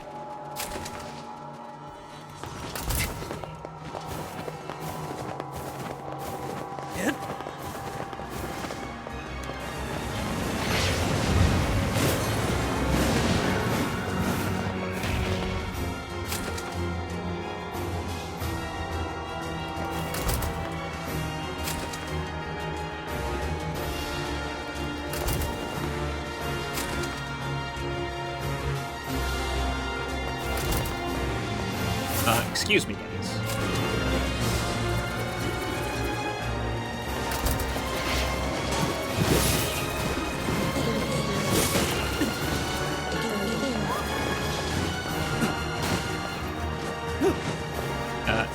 Thank you. I'm like, climb up the ladder, please. Thank you. Jeez.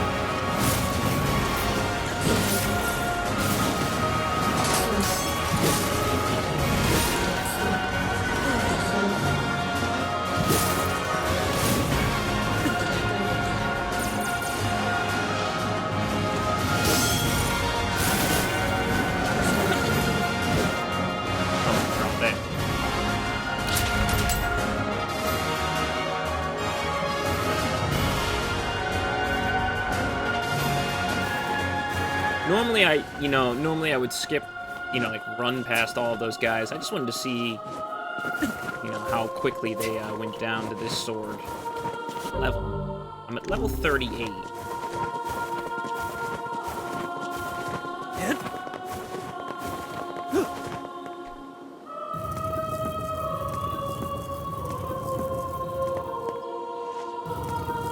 don't even really know the proper way to get in anymore. Like, this is just the way I do it now.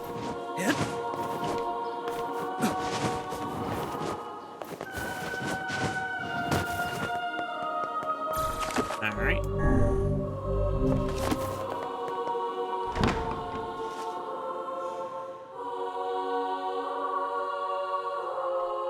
忌まわしくも懐かしい景色であるな。よう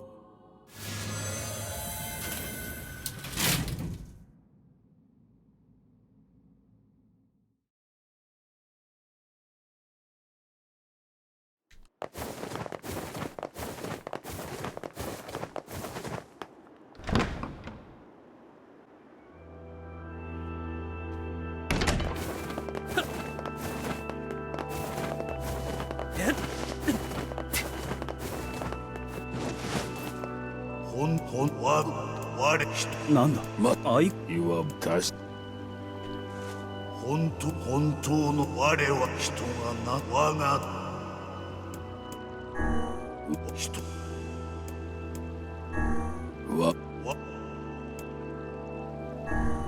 よそしどうやら先に進めるようだな。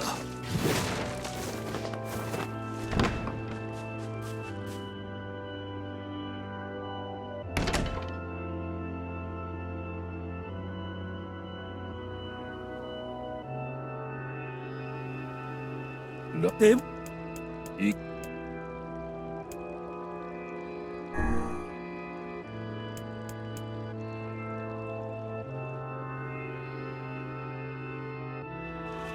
どうして、なぜなんだデボルさん。これは最初から決められていた運命なんだ。でもできればあなたとは戦いたくなかった。それは本当。あと100年次の世代にしたかった。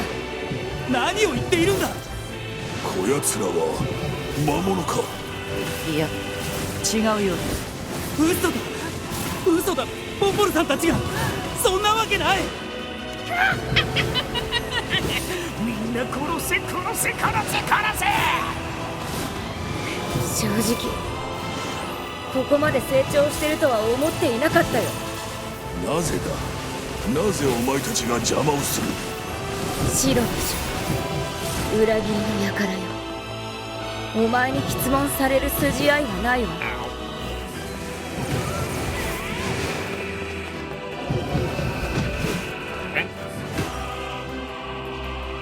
力をコピーされた。封印されし言葉使えるのか。それはもともと私たちの力だからな。あなたはそれを分け与えられたに過ぎない。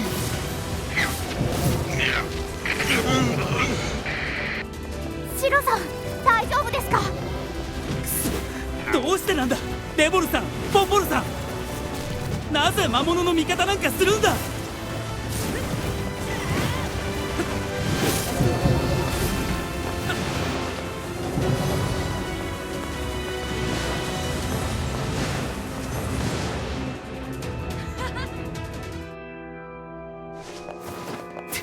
デボルさんとポポルさんが無茶してくれるぜ。シロ大丈夫か。おかしいぞ。我の最大の武器であるはずの口が回らなくなった。シロさんあような目をするでない。心配無用だ。大丈夫。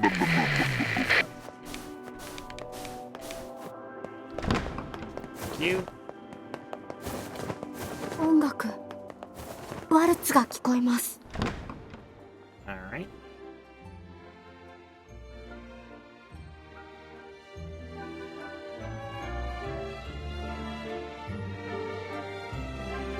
舞踏会とは豪勢であるな。こいつら魔物だ。閉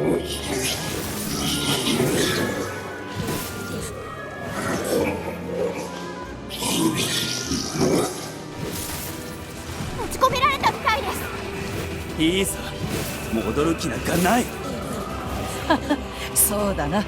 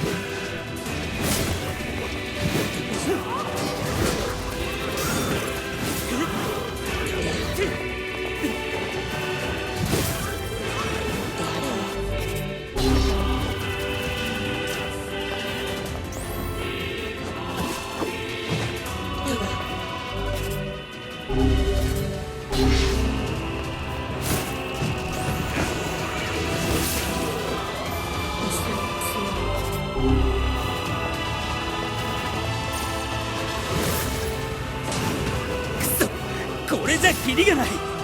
私が次の部屋への扉を開ける。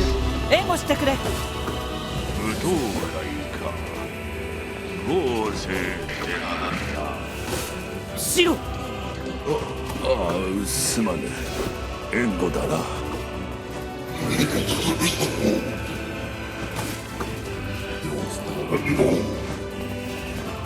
カイネさんを守ってあげてください。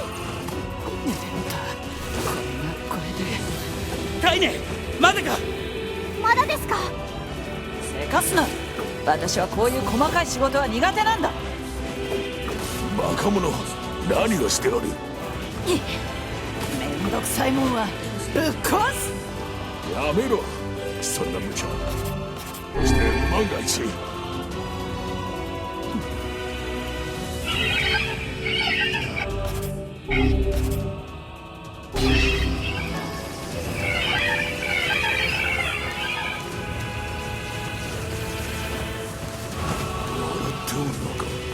うせろ、化け物め。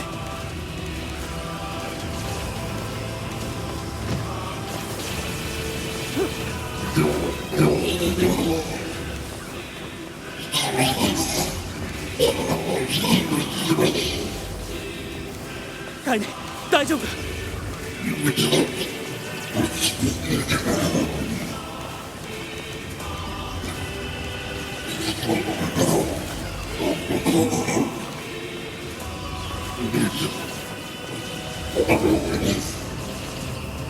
カイネさんを助けないと。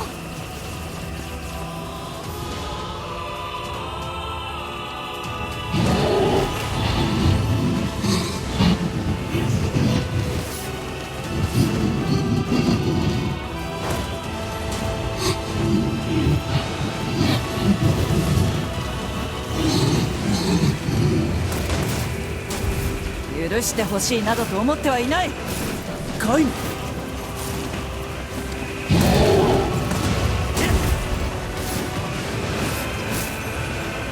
なんだ今のお前の心。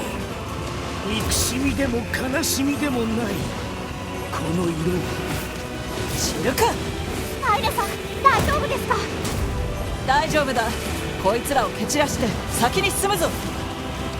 面白い、実に面白い。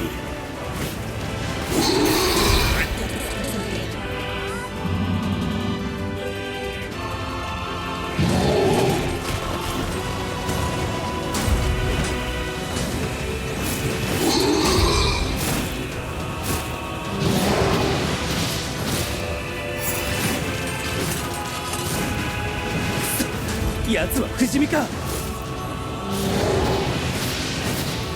本気でまずいです。こんなところでやられくさ。しっかりしろカイネ。あんなのを相手にしていたらいつまでもヨナの元にたどり着けるぞ。ここは先を急いだ方が良さそうですね。行くぞ。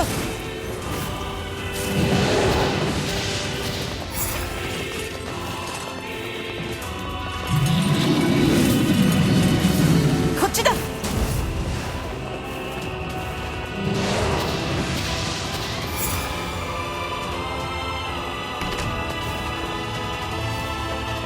上です。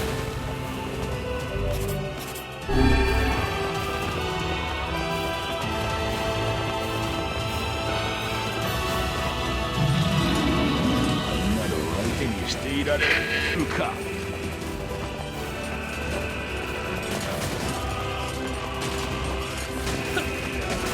急いでください。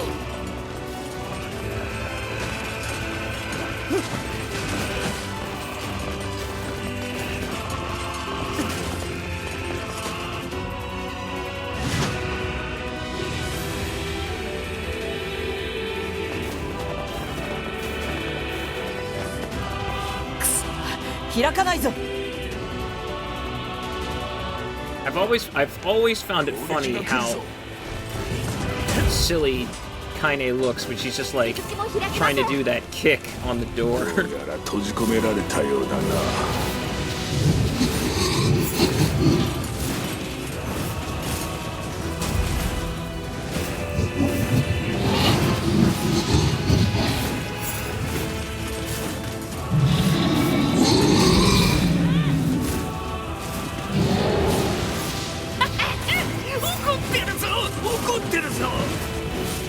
仲間を殺されて怒ってるぞ。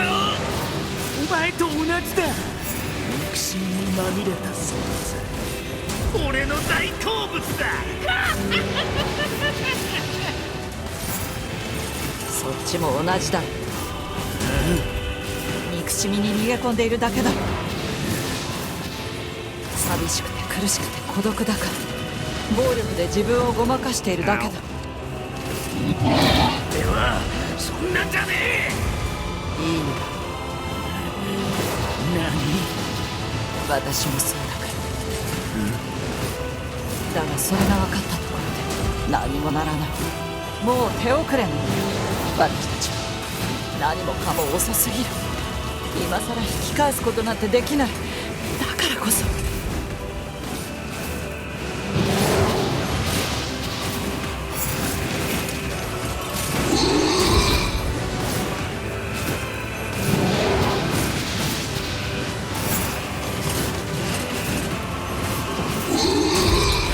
We hit a 100-hit combo again.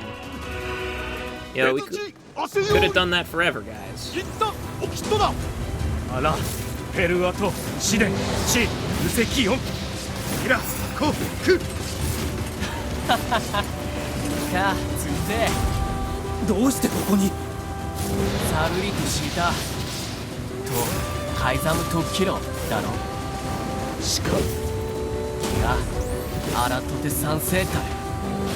割とてトラス感化し近年でもあらペルアとオンタでキリゴイタリアフィーラトサチチサタトトメルタカイザムチと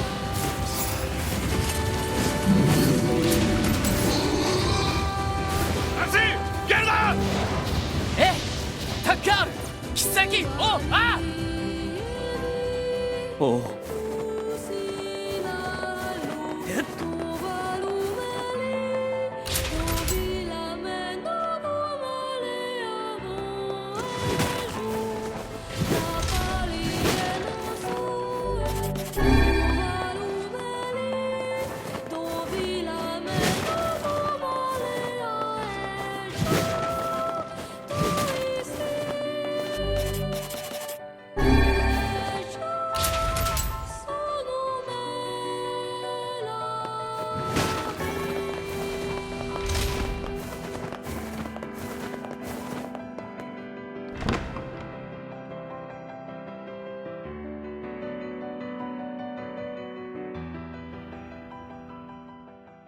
テーブルさんど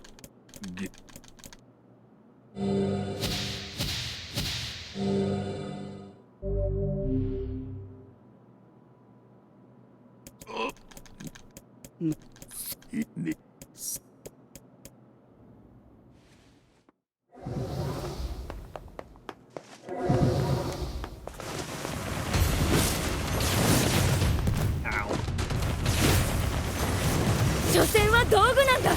私たちもお前も。違う俺はお前たちとは違う。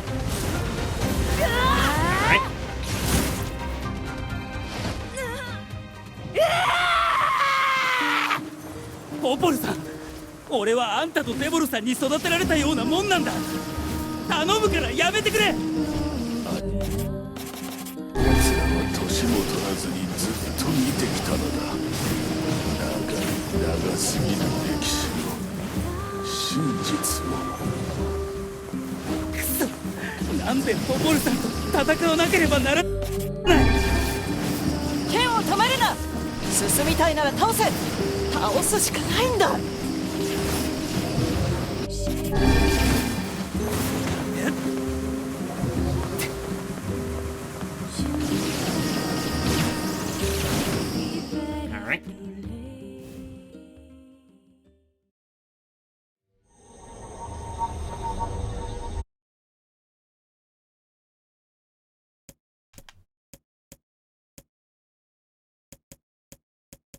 Is this a dream?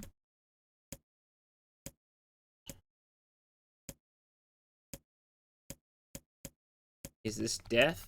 He remembers the time that he... Okay, so this is Emil. He remembers the time he lived with his sister, and the very act of recollection is like a shooting star. Despite lasting only a moment, it brings color to the darkness. Soon more memories come. Emil's dream.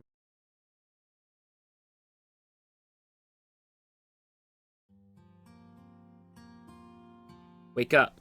Wake up. A set of covers are torn from the boy, leaving his eyelids exposed to the merciless sun. Hey there, lazy bones, says the voice again. The boy's vision, blurry at first, gradually grows more clear. Before him, her face aglow with a radiant smile, is his older twin sister, Halua. Morning, Halua. Don't look so cheery, butt. You butt. That's such a... They're children, so that's very accurate.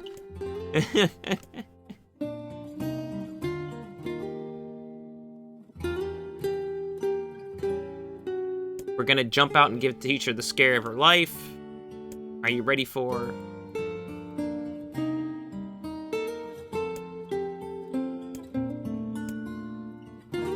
He's just as loud. They're trying to hide from the doctor here. The pair happily shimmies out from their hiding place and stands before their teacher. She is a fair woman with a kind voice, one Emil would be happy to listen to for the rest of his life. In fact, he often thought that her awakening him in the morning was his favorite part of the day. The teacher finds her seat, hunkers down, and lightly pats her leg, to which a happy Emil leaps into her lap. She then slides a chilly thermometer under his armpit, causing a shudder to race through his body. I'm sorry, just be a brave boy for a little longer, alright? Emil used to hate having his temperature taken daily. The thermometer was just so darn cold, but he's become used to it after being at the facility for the past 2 years. His mother and father had perished in an accident many years before. He'd been told the facility to send him to was simply a home for orphans such as himself, but he'd always had his doubts. After all, most orphanages weren't staffed by doctors in white coats who held lessons involving the repeated asking of strange questions, nor did they attach wires to the body of their charges and force them to enter enormous boxes. The process is endless, the tests unceasing, and yet, Emil feels his teacher somehow floats above it all. She could talk to him about everyday problems, read him books, and even share a meal when time permitted. She is the closest thing he has to a mother. With both of their temperatures taken, Emil and Halua wait for breakfast, but something is different this day. Their teacher is strange somehow. Off. Emil, she says quietly, do you remember what day this is? Emil looks over to his sister and sees her staring at him with an enormous grin. Nuh-uh, she says, you gotta figure it out yourself. But despite his best efforts, Emil comes up empty. I'm sorry, ma'am, he says at last. I just don't know. With a smile, the teacher reaches into the pocket of her white coat and withdraws a small package. It is a bag, neatly closed with string and tied at the top with a bright red ribbon. Happy birthday, Emil, she says. In fact, happy birthday to the both of you. Oh, thank you, cries Emil. Can I open it? Of course, replies his teacher. I'm afraid it's nothing so special, but I do hope you enjoy it regardless. Emil carefully unties the ribbon and opens the bag to reveal a small pile of cookies. They are the same snacks they always received at the facility, but the fact they come from his teacher makes them somehow special. As a gasp escapes his mouth, his sister can't help giggling beside him, her eyes fixated on the bright red ribbon all the while. Happy birthday, Halua, says Emil as he reaches into the bag, which draws a cookie, and offers it to his sister. Needing no further encouragement, the girl crams the cookie into her mouth and swallows it in 2 bites. Happy birthday to you too, Emil. Then, as though remembering something, she leaps up and runs to the small chest of drawers the two of them share. After forcing open a stubborn drawer, she pulls out a single sheet of paper hidden under a white coat and runs it back to her brother. Here's your present, thrusting the paper at him with a slightly embarrassed look. When he glances down, he sees the words, Happy Birthday, Emil, scrawled in a shaky child's hand, along with a picture of a generously colored person who had clearly been created from every crown in the box. That was me. Unable to stop himself, Emil wraps his sister in a massive hug. Thank you, he whispers as she returns the embrace just as tightly. I'll make sure to draw you on our next birthday, okay? My sister was there. My teacher was there. It was my birthday. I thought I could never be happier. I'm glad Halua's drawing is the last thing I'll remember.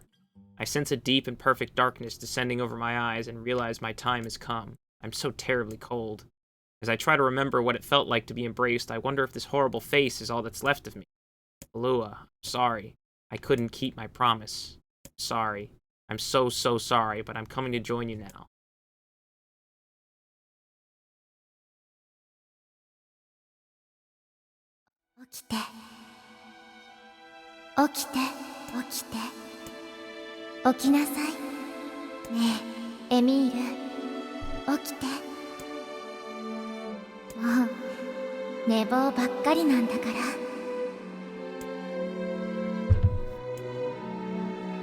Halua, have you come for me? Am I dead?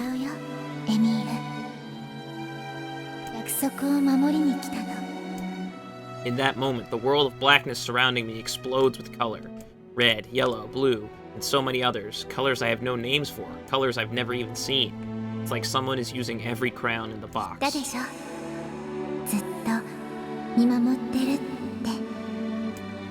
Halua, I don't...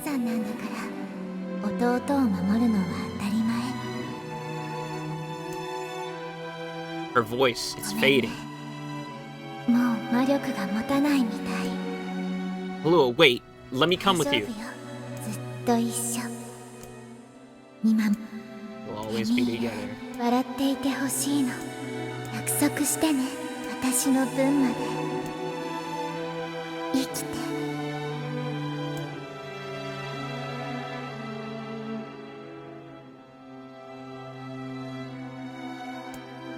The darkness enveloping me flows away, replaced by a brilliant blue sky. I don't know where I am or what I'm supposed to do.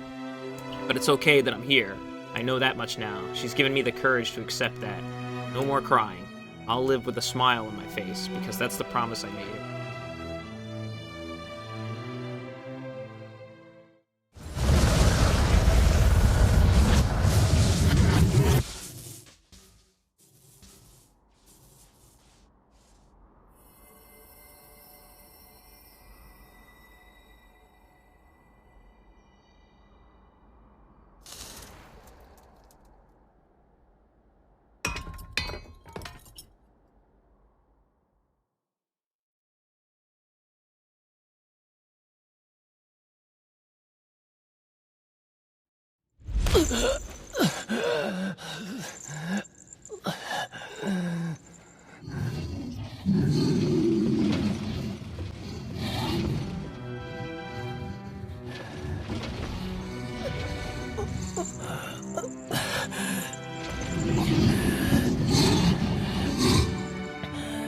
So not every shade speaks in a way that we can understand. Maybe it was just Louise?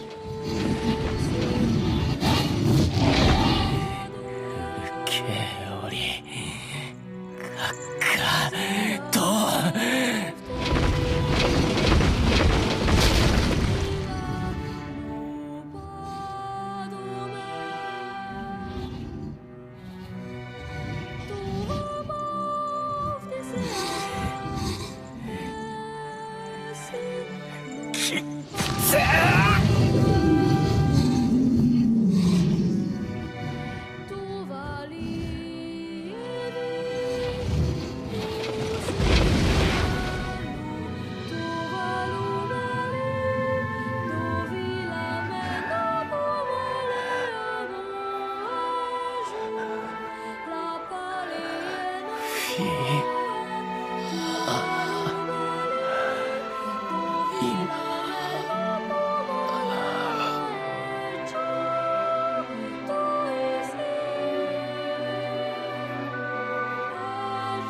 was hoping more would be added to that scene, but maybe not.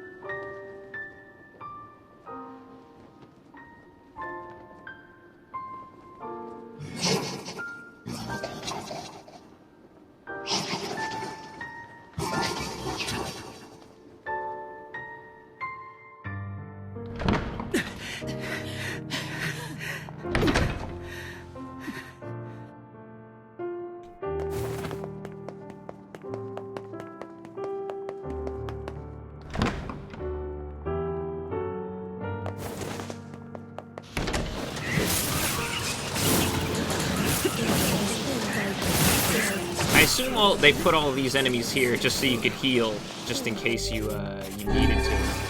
Like, I assume that's why all these enemies are here, you know?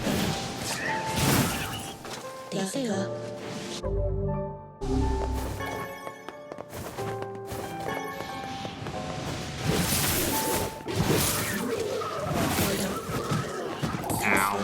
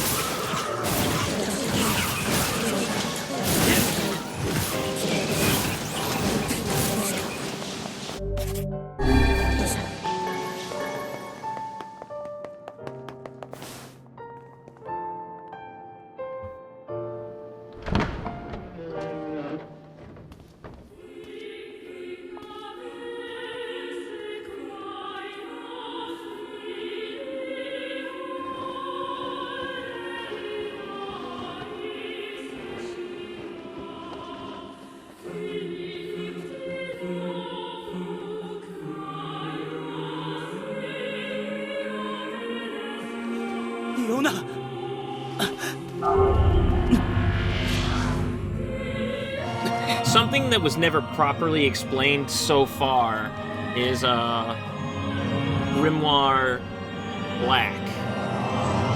Grimoire Noir? Kuro, you know? We kill him right here, but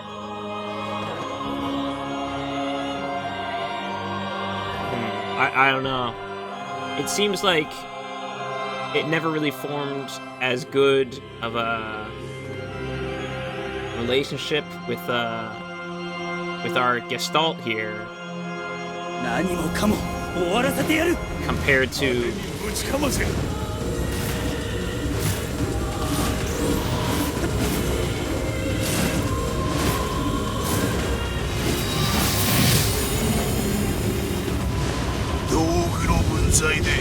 我らが王に歯向かうとは愚か者。我らではない。我とお前は違う。一括りにするな。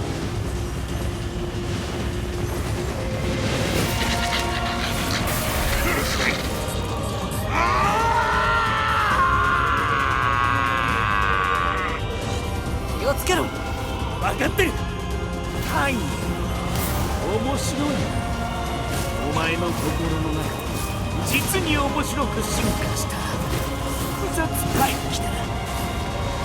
憎しみでもなく悲しみでもなく、ただ白く光る波がさらさらと流れてくるぞ。なんだこの感情は。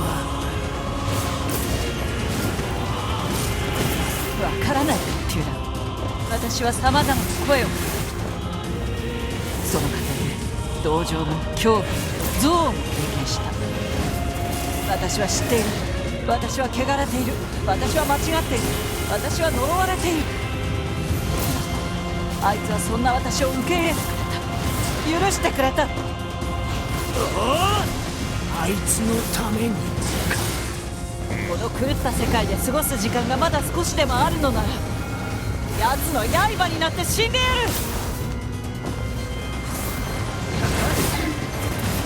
I can't tell if he's actually stronger now or what, because like he barely does any damage to me, but also like he's got a lot of HP. シロ、大丈夫か？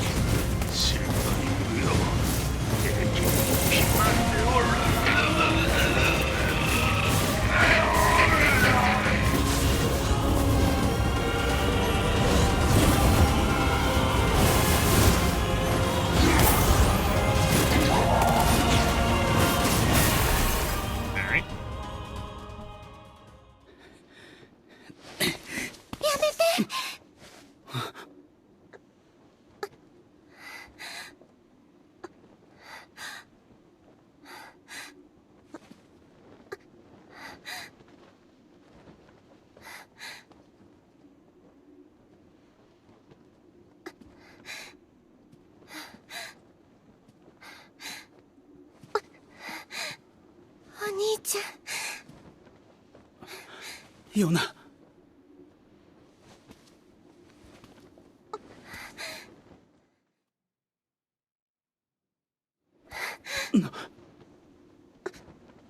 I know they framed it like that for dramatic effect, I guess, but it's funny because he's holding his sword in his right hand, which means she was already like walking past it. Like it's a long sword, right? She's walking past the sword. So it's like she very clearly like swerved around him.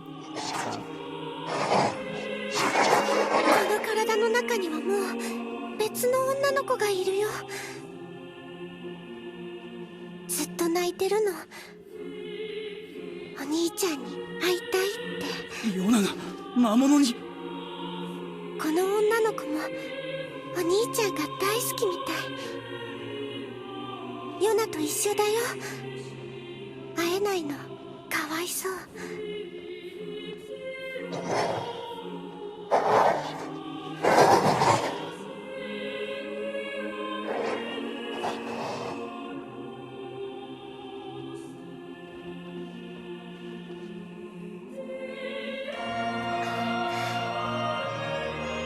あなたがお兄ちゃん？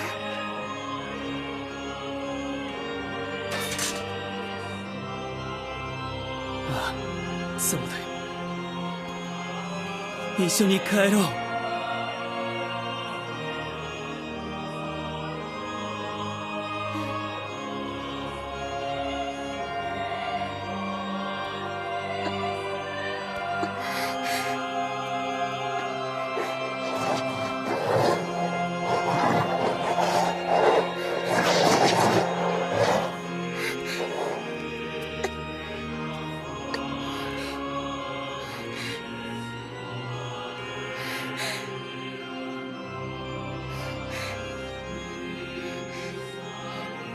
ごめんね。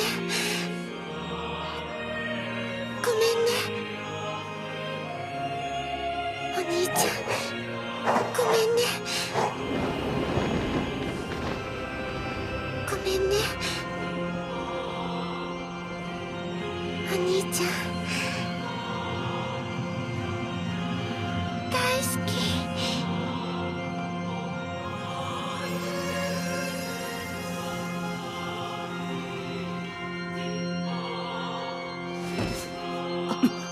今だ。妹についていた魔物は消えた。は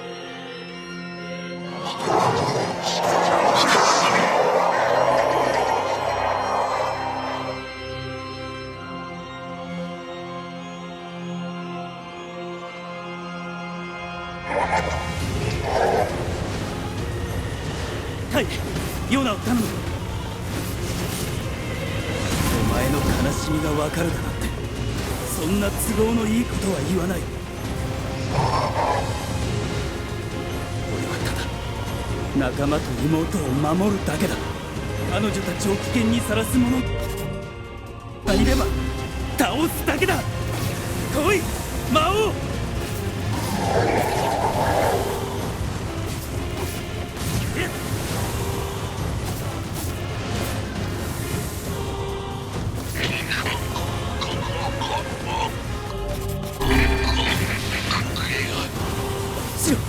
大丈夫か？先輩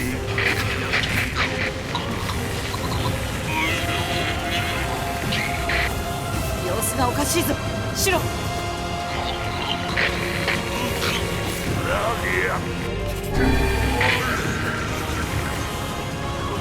できて倒さなでどうする？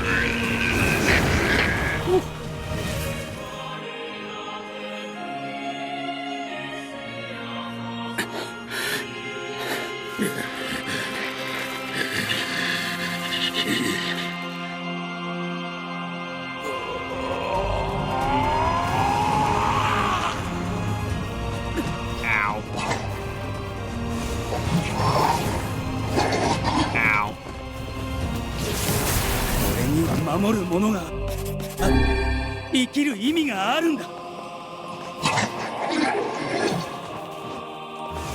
魔王、お前は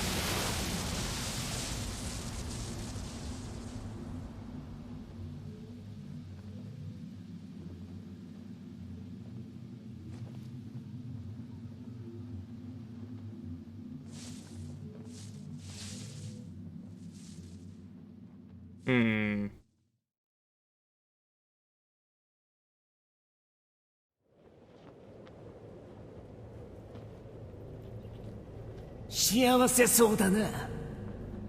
ああ、よかった。カイネ、お前の体はもう俺の意志ではどうにもならんところまで蝕まれてる。分かってる。くそ、楽しかったな。殺して殺して殺して大満足だ。そうか。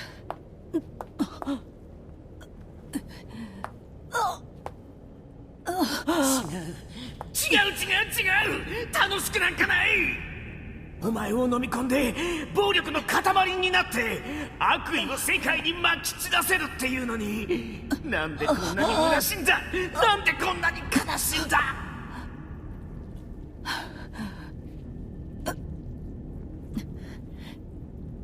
きっと私の中に長く居すぎたせいだな。すまない。俺に優しくしないでくれ。こんな気持ちにさせないでくれ。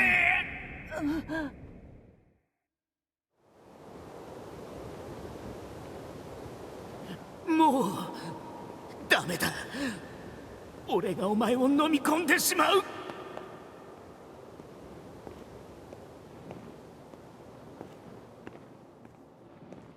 カイネ、どうしたんだ？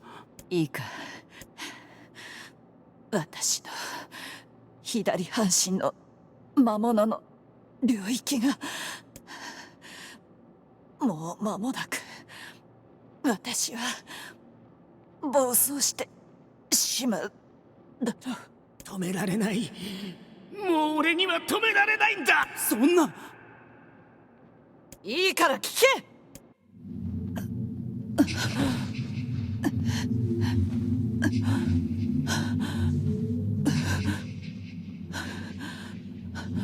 もうエミールはいない。私を止める方法はないんだ。お願いだ。そうなる前に私を殺せ。最後の頼みだからな。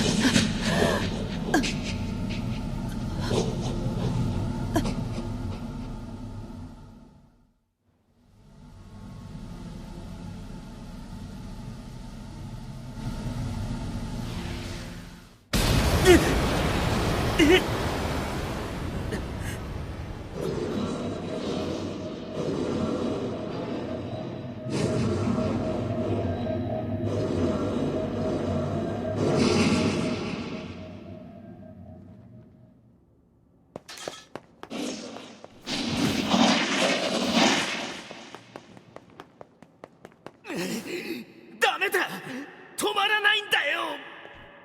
暴走したゲシュタルトに意識なんかない。お前と俺の記憶は全部塗りつぶされちまうんだ。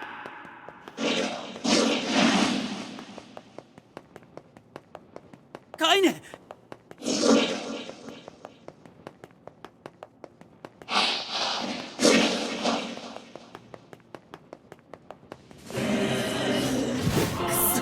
なんとかしないと。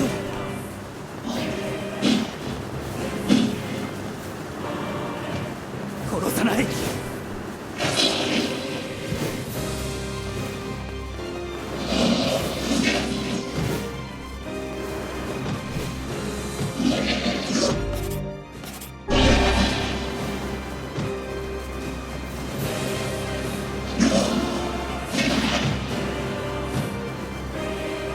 We don't have the we don't have Grimoire. We don't have Shiro anymore. 今の俺があるんだ。絶対に諦めたりしないからな。愛する人一人も助けられないで、俺が必ずお前を助ける。 Sword doesn't. Oh, okay. I arrive. Is it spoilers time? Yeah, basically. You arrived at just the worst time. ある。誰だ。そんなことはどうでもいい。時間がないのだ。いいか。お前は。聞け。ハイネを助ける方法はある。だがお前にとってそれは辛い選択になる。構わない。助ける方法があるならさっさと言ってくれ。タイミングを見て俺がカイネの動きを止める。その隙を逃すな。剣できっちり刺せ。そんなことしたらカイネはどうなる。俺を信じられないならこのままカイネを見殺しにするんだ。くそ。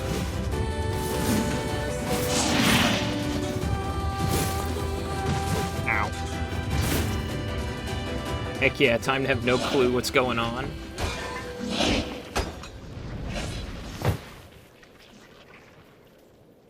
よくやった。お前の大切なカイネを救うには2つの方法がある。一つはカイネの胸に剣を突き立てる方法。それはカイネの望みであり、この5億からの解放。もう一つはカイネを元の人間に戻す方法。この方法を取るならお前の存在という交換の品が必要だ。ほら、選んでみろよ。お前はカイネの中にいる魔物だな。なぜカイネを助けようとする。多分お前と同じ理由だ。さあ選べ。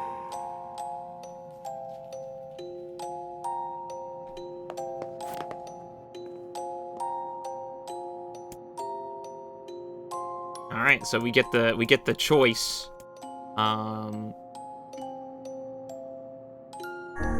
So I think this is the end of Route C.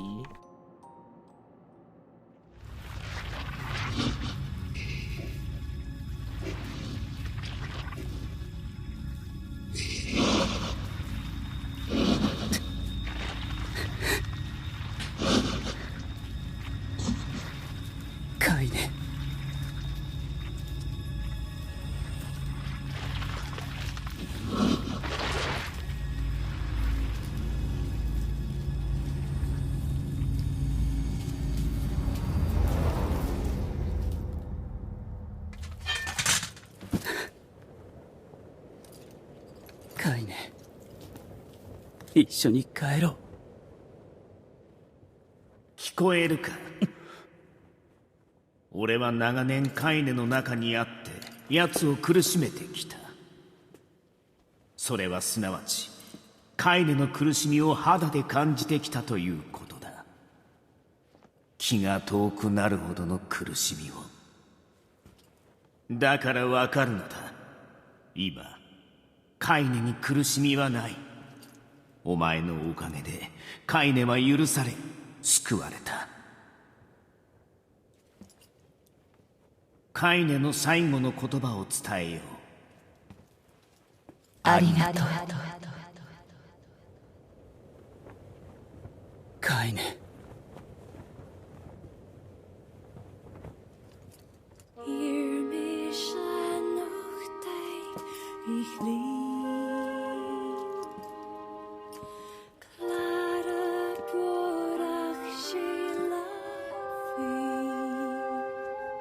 ずっと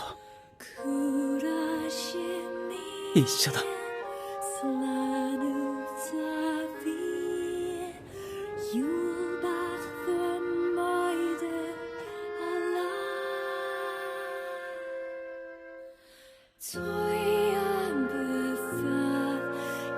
We can't skip the credits.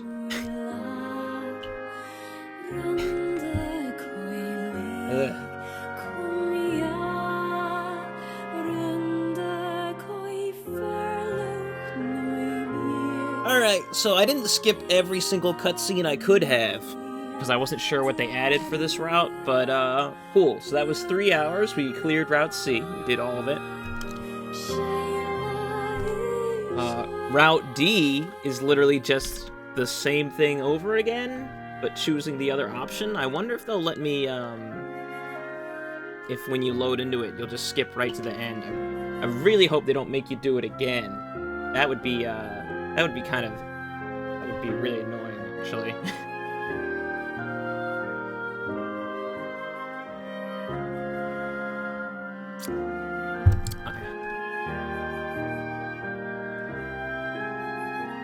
Oh, excuse me.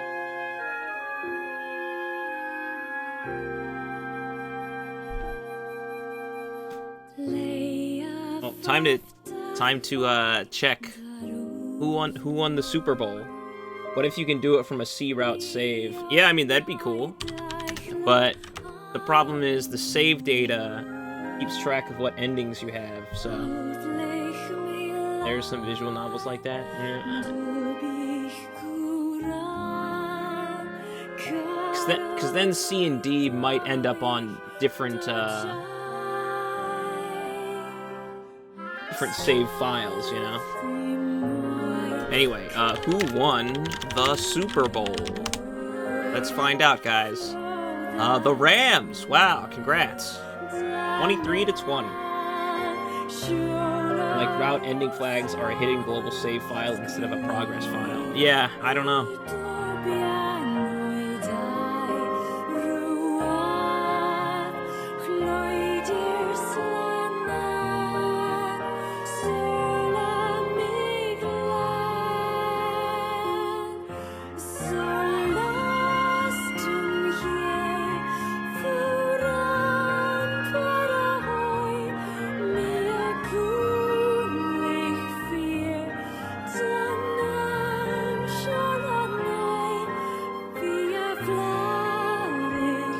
I'm definitely on Twitter right now.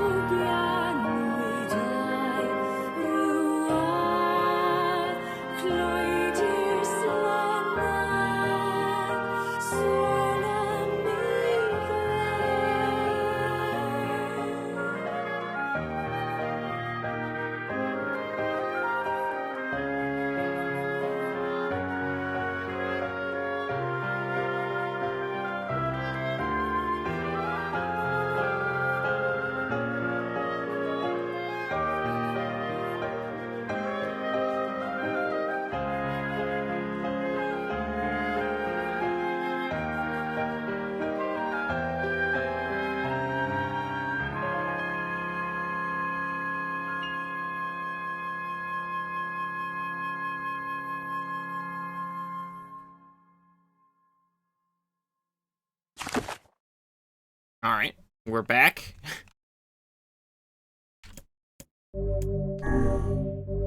Alright, so there's C. There's routes, and yeah, we're in the library. Damn. Yeah, I think we're gonna have to speed through. Like if I load into this. Ending D. Your choice in this decision could allow you to view the very last piece of the ending.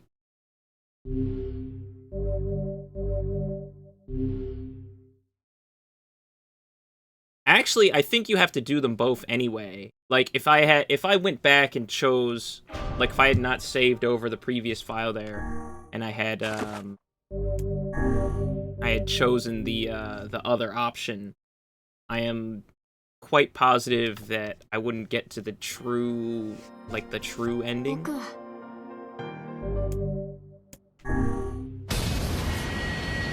Wow, it's like I'm back at the beginning of tonight's stream.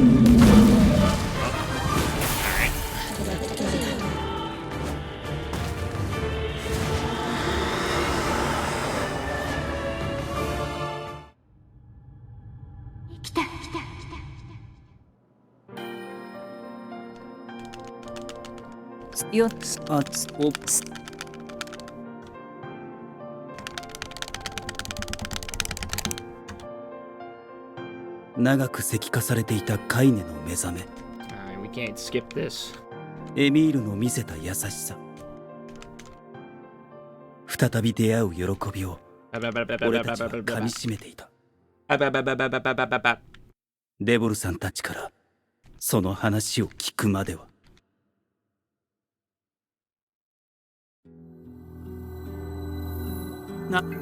で、僕ら、あなたね、じゃあ。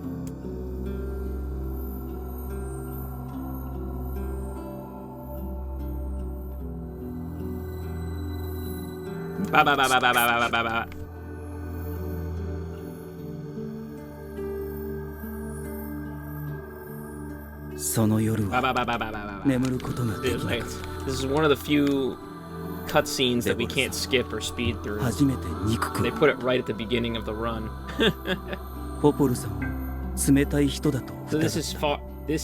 So is this as far back as it could have possibly plopped to? Technically no. But it is where they've plopped me after every single previous ending. So after ending A and B, it also sent us back here. So it's been the same every time. And they've added stuff every run through. Like Route B had more stuff. Like had more explanations and context than Route A did. But Route C had less extra content, like extra scenes added. Had less of those. And just the ending was a little bit... I wouldn't even say added, it's like they extended the ending of Route A. Is really what they did for C. And then D is just, that ending is going to be different from C. Like, great.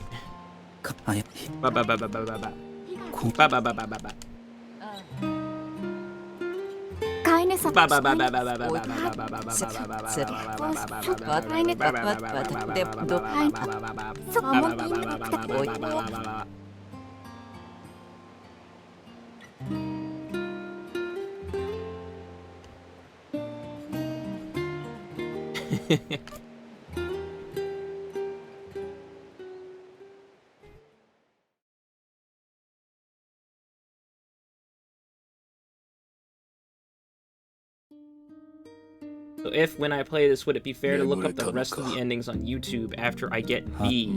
I don't know. I mean, I haven't seen the last endings. They might be worth, you know, seeing for yourself. I don't know.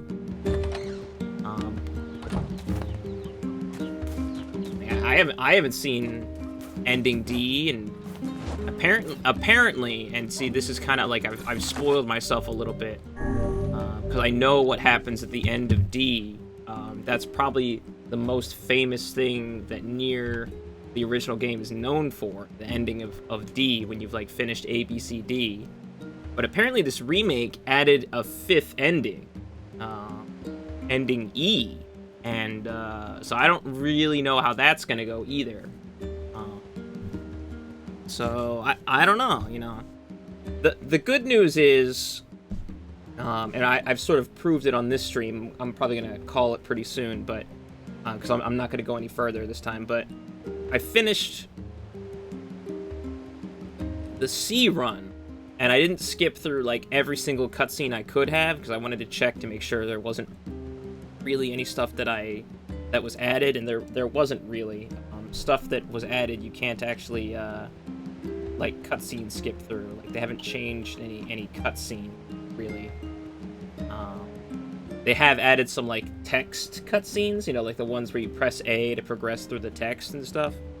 But the C route took about 3 hours, I guess. That's how long I've been streaming, yeah.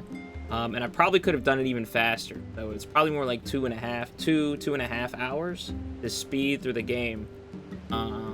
So if you were like me and you did all the side quests in the first run, or you don't care about the side quests at all, you don't give a shit, which is bad because you need to collect all of the weapons to get Route C. Like, to even get the option, you need to have all the weapons. So that doesn't mean you have to do all of the side quests, but you have to do the ones that give you the weapons. You know, 'cause there are some that do the weapons.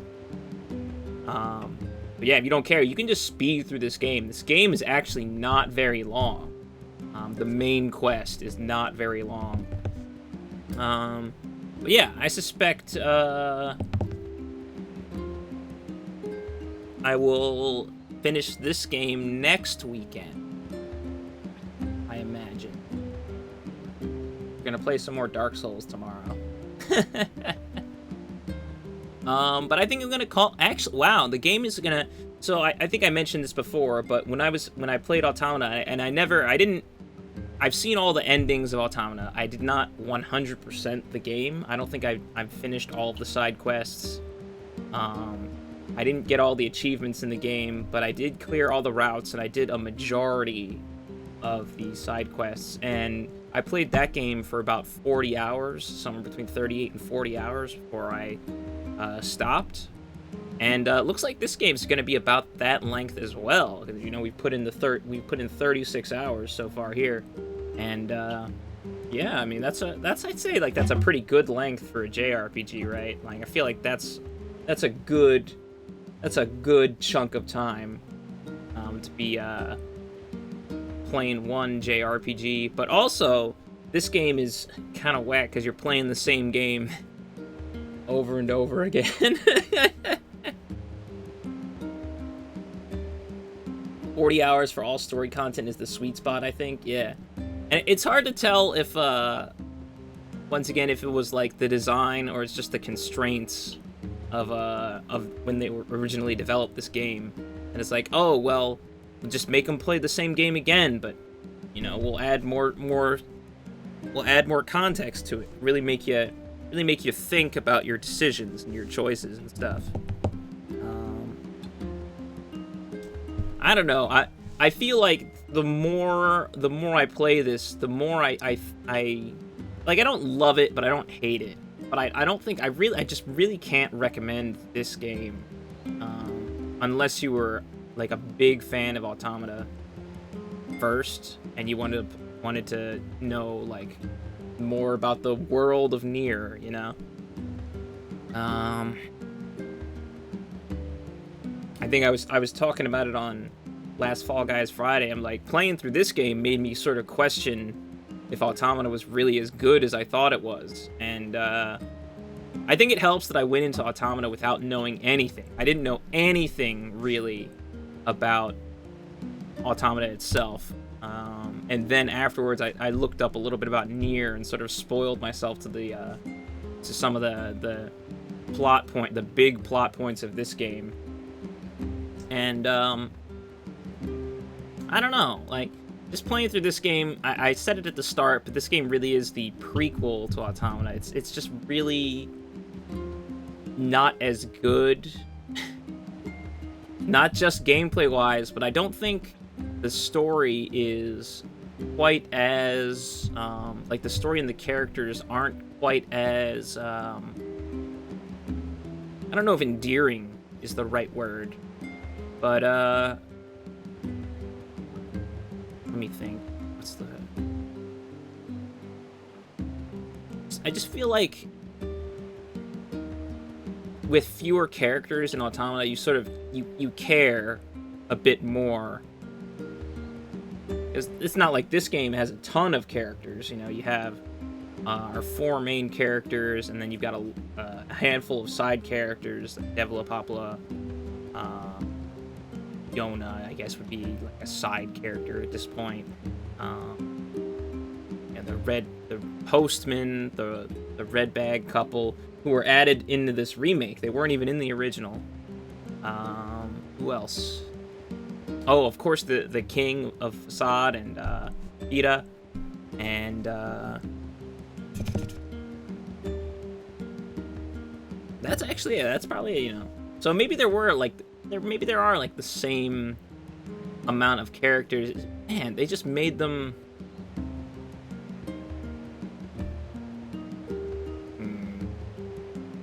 I've got to replay Automata. I probably won't play it right after we finish this, but I really need to replay Automata again. Like, I really need to character-ear. Yeah. I really need to play it again, because one, I want to confirm that it is just like the better told story. It is better in expressing its theme. Like, it has goals and it wants to reach them thematically, versus this game, I feel like, had goals and it has ideas and it doesn't quite get to them as clean as the sequel did. No? Like, I think that's the general idea that I like my review, like my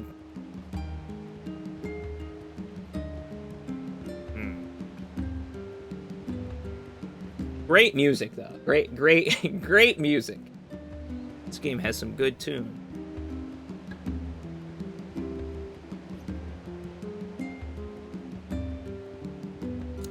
Big mood. What? How the music? Yeah, the music slaps. But yeah, I think we'll call it for tonight. I don't want to play through the same thing again in the same stream, especially when I know it's going to be another 2 hours to get back to where we were. So we'll just I'll just knock it out next weekend. That'll be ending D, and that will give us the true original ending. Now that we'll have seen all 4 endings, and then apparently the remake exclusive ending E, we'll get to start that. But I've been told that it doesn't go for that, you know, for as long. So hopefully, yeah, we can knock it out next weekend. Thanks so much for hanging out or